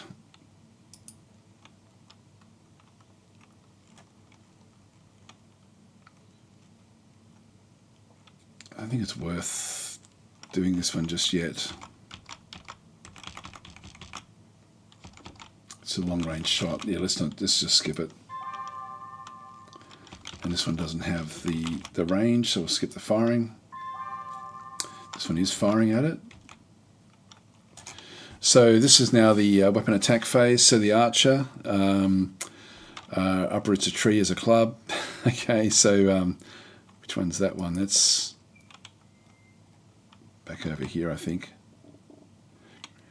Yeah, it was griddle. I'm not sure why it's not zipping across to it. Weapons fire for the kill box. So it hits the grasshopper, which is the one that's way back over here. It needs a 5, rolls a 7, so 6 with missiles. Hit using partial cover, so horizontal table. So the grasshopper takes 5 damage to the left torso. Needs 7 to destroy the searchlight, rolls a 9, so searchlight is destroyed, 15 armor remaining. So this thing is still, this one's quite strong. And I don't know if there's anything else. This is the weapons fire for the archer, which is this one here, against the Ostel. Misses and misses. This one, the grasshopper fires at the kill box, and does a little bit of damage to the right side. All right, so that's so they've a little bit of armor coming off this particular ship. When you see that there's like the aft is been damaged there a little bit. The right side will be damaged just very, very slightly. All right, done. It's quite survivable, this thing, which is good. And so this one now, we're just going to go back through the just the next round, is it? Yeah, let's just go and click on done. So initiative rolls again. Won't really worry us that much until we're told to move.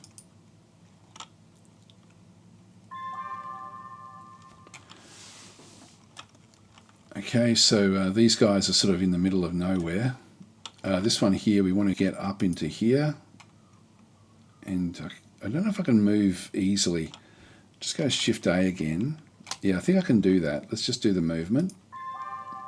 So it's now moved into that position. So we're moving quickly there. This one here, can you move up to there? Yeah, you can. So we'll do that as well. I need a faster moving bot in amongst this group. And this one here, just got a lot of LRMs. I think we'll still just move it up and then just spin it around. So Shift A, move. That one's done. And then this one here, I want this one to move up through to there. Now we also then have rubble there, so I might as well run up through the rubble. move. We have to get this one into the fights fairly quickly.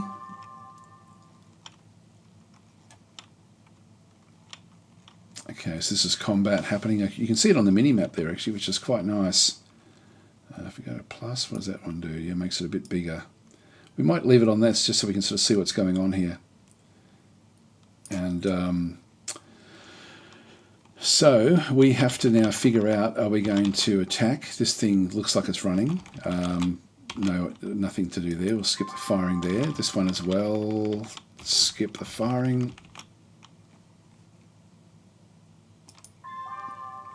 Skip the firing and skip the firing. Just having a bit of a look. So missing in through this other side. That's from Griddle. The Grasshopper does actually hit it on the right side again and takes another 5 damage. So hardly anything. So it's what's it using? It's using its LRM. Okay, so it's using long range missiles, but they're not really doing a hell of a lot to it. This one is firing back at the Ostel, at the little one there. It does take 10 damage to the left leg, so and 10 armor remaining. So that guy there is actually still going to have. If we go and have a bit of a look, where the hell is it? There. So this is the Ostel powered up 4. Yep. So this is the one in through here, and so its left leg has taken some damage, but it's down the very bottom there of that little list. In fact, I can show you that one there. So, but it's still got a fair bit of armor on that particular one, and then the large laser also hits the center, the heart of the of it. So it's actually takes 8 damage to the. I should get these terminologies correct. So this is we've got the central torso, and but this is actually again like the head. This is really important. So it actually destroyed the armor. There wasn't much armor there. 18 internal structure remaining. So critical hit on the CT roll is 9, 1 location, and so it's the standard gyro. So this thing's going to become unstable. So and also LRMs have hit this thing as well. It did take 5 damage to the right leg. 15 armor remaining. The other leg. It's 10 and 10, so there's 20 armor on the legs. Piloting rolls, so it must take 2 piloting skill rolls because of the damage that was taken. So this one, in this case, what's actually happened is it's actually failed its roll. So it's I think because it was hitting the legs, maybe is what it was. Must take 2 piloting skill rolls. It falls over. It falls on its left side, doing another 6 damage. It takes 5 damage to the right torso and 17 armor remaining, and it takes 1 damage to the right arm, 2 armor remaining on that. The pilot of this one here must roll a 10 to avoid damage and rolls a 5, so it fails. The pilot has taken 1 damage, so 2 hits, and needs a 5 to stay conscious, rolls an 8, so it's still conscious. So the pilot is still doing okay. It's very detailed, isn't it? The way it sort of does work, which is pretty cool. Heat phase, no one's really keeping any heat on anything. There's everything has been just dissipated. Like even the kill box, which has got a lot of heat from the attacks that it's doing, is not really a problem. All right, initiative phase. We'll just sort of let these things just take their course. We'll just shoot when it's our turn.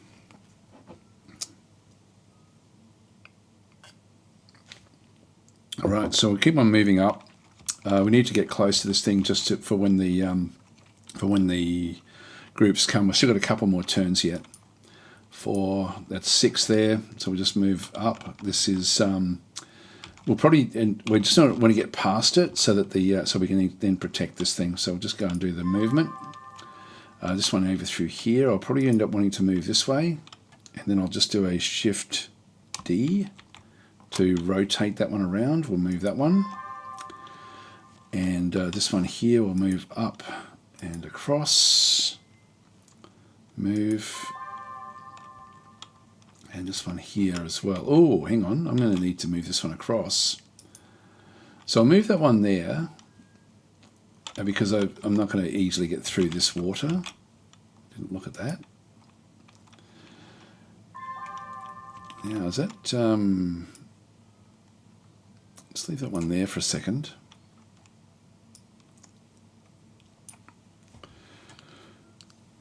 Okay, so this one here, the movement phase, the pirate must make a piloting skill check trying to get up.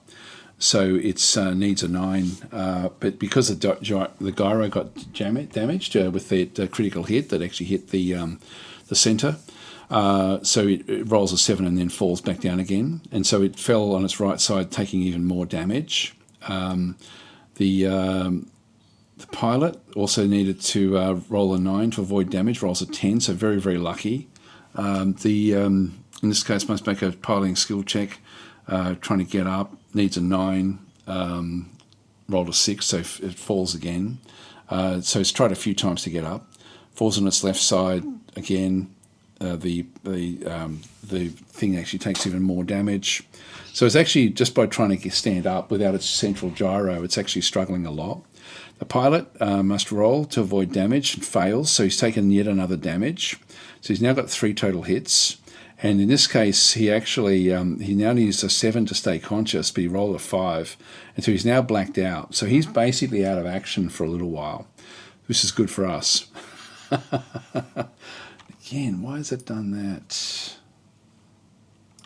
So it seems to the screen seems to get bigger than it needs to be at different times. So we have a prone guy here. So this one should be easier for us to go and hit. So we're moving though pretty fast. Now if I go and target that. So if we go in and do this one here, put the autocannon, which is all I can really make use of. It's an aimed shot because he's prone. I can actually aim at certain things, so I'll actually aim at the head. If I don't aim, I'll go for the head. I'll try to destroy the pilot. So what's a skip firing? Why can't I do that? Now again, I keep on having to relearn everything. God, I got a bad memory. Got the ammo, aiming at the head to hit. That's only an 8%. If we don't aim, it's a 92%. Oh, there we go. Fire there. Let's just do that. Just to do a general fire at this thing. So we're now firing at that one, just in a general sense. It would have been like hitting it in the head was only an 8% chance of actually hitting. That's a 2 hit there, so that's actually good.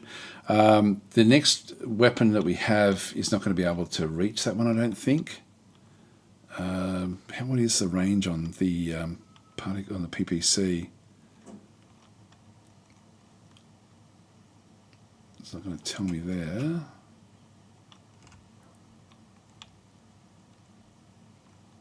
That's the target that we're going for. I think I'll just leave it there. I'll just go and click on done firing. So just click on that one. This one here can also, no, can't quite target that one, so we'll just skip the firing there. And no, this one can actually hit it again as well, so I'll fire with this one, might as well. And so in this case, we've got don't aim again. This one's only a 58% chance.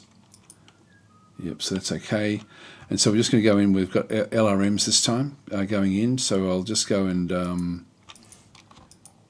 just going to get all the LRMs, I think. I'll just go with those first 2 there, just fire both of those.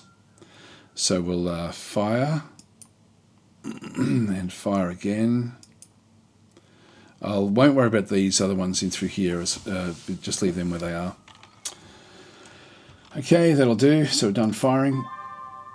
And this one here can't reach it, so skip firing. All right, so weapon attack. So Cause Lord has actually fired at this thing, so needed a 4, rolls a 4, glancing blow due to narrow low profile, hits the left side table, so it takes 2 damage on its left arm. 4 armor remaining, so we're slowly getting it down. The longbow takes a shot at it, rolls a 7, so needed a 7, rolls a 12. So the missiles hit using left side table. So the Ostol takes 5 damage to the left arm. Armor is destroyed. 9 internal structures remaining. Critical hit on the left arm. Roll is an 8 at 1 location, and so it's I can hardly read this. Critical hit on the hand. Okay, so it did pick up some sort of club, I think. Now this one takes 5 damage to the left torso. 4 armor remaining. Takes 2 damage to the right torso. It also hit again with a second lot of missiles, again just doing sort of like superficial damage. Weapons fire. Okay, so this one here, large laser at the grasshopper. Okay, so one of the Ostols. So it's got an Ostol, but we've got a totem. Which one's totem? Another one somewhere. Ah, there it is. This one's going off hunting it. So totem is attacking the larger grasshopper unit. Did an 8. Did actually get to hit it. So it did 8 damage. So that's good. It's actually now firing at this unit. So that's actually getting there. Okay, large misses with that one. And this one is for griddle. And so it actually needs a 3, rolls a 10. And again, just with more missiles. So we're sort of just blasting this other thing apart, which is not really a big problem. This thing actually then fires, again at Ostol. Ostol, I think, is screwed, to be honest. Grasshopper is attacking yet again, hits it. We're down to 165 armor. So we're still holding on here with what's going on. Just going to click on done. Oh, geez, I'm out of time, guys. I've actually completely screwed up with my timing. I actually do have to race off. I don't know if I can save this. Yeah, I can. I'm sorry, guys. I've completely missed my timing. I'm supposed to be at the beach already, going for a swim with some other guys. So I'll have to leave it here. So thanks for watching. Sorry, it was a bit all over the place trying to get things going, but I will just leave it there, and we'll come back in another day or a couple of days, I guess, and we'll play it again. So anyway, I'm going to leave it there, guys. Thanks for watching, and I'll catch you then.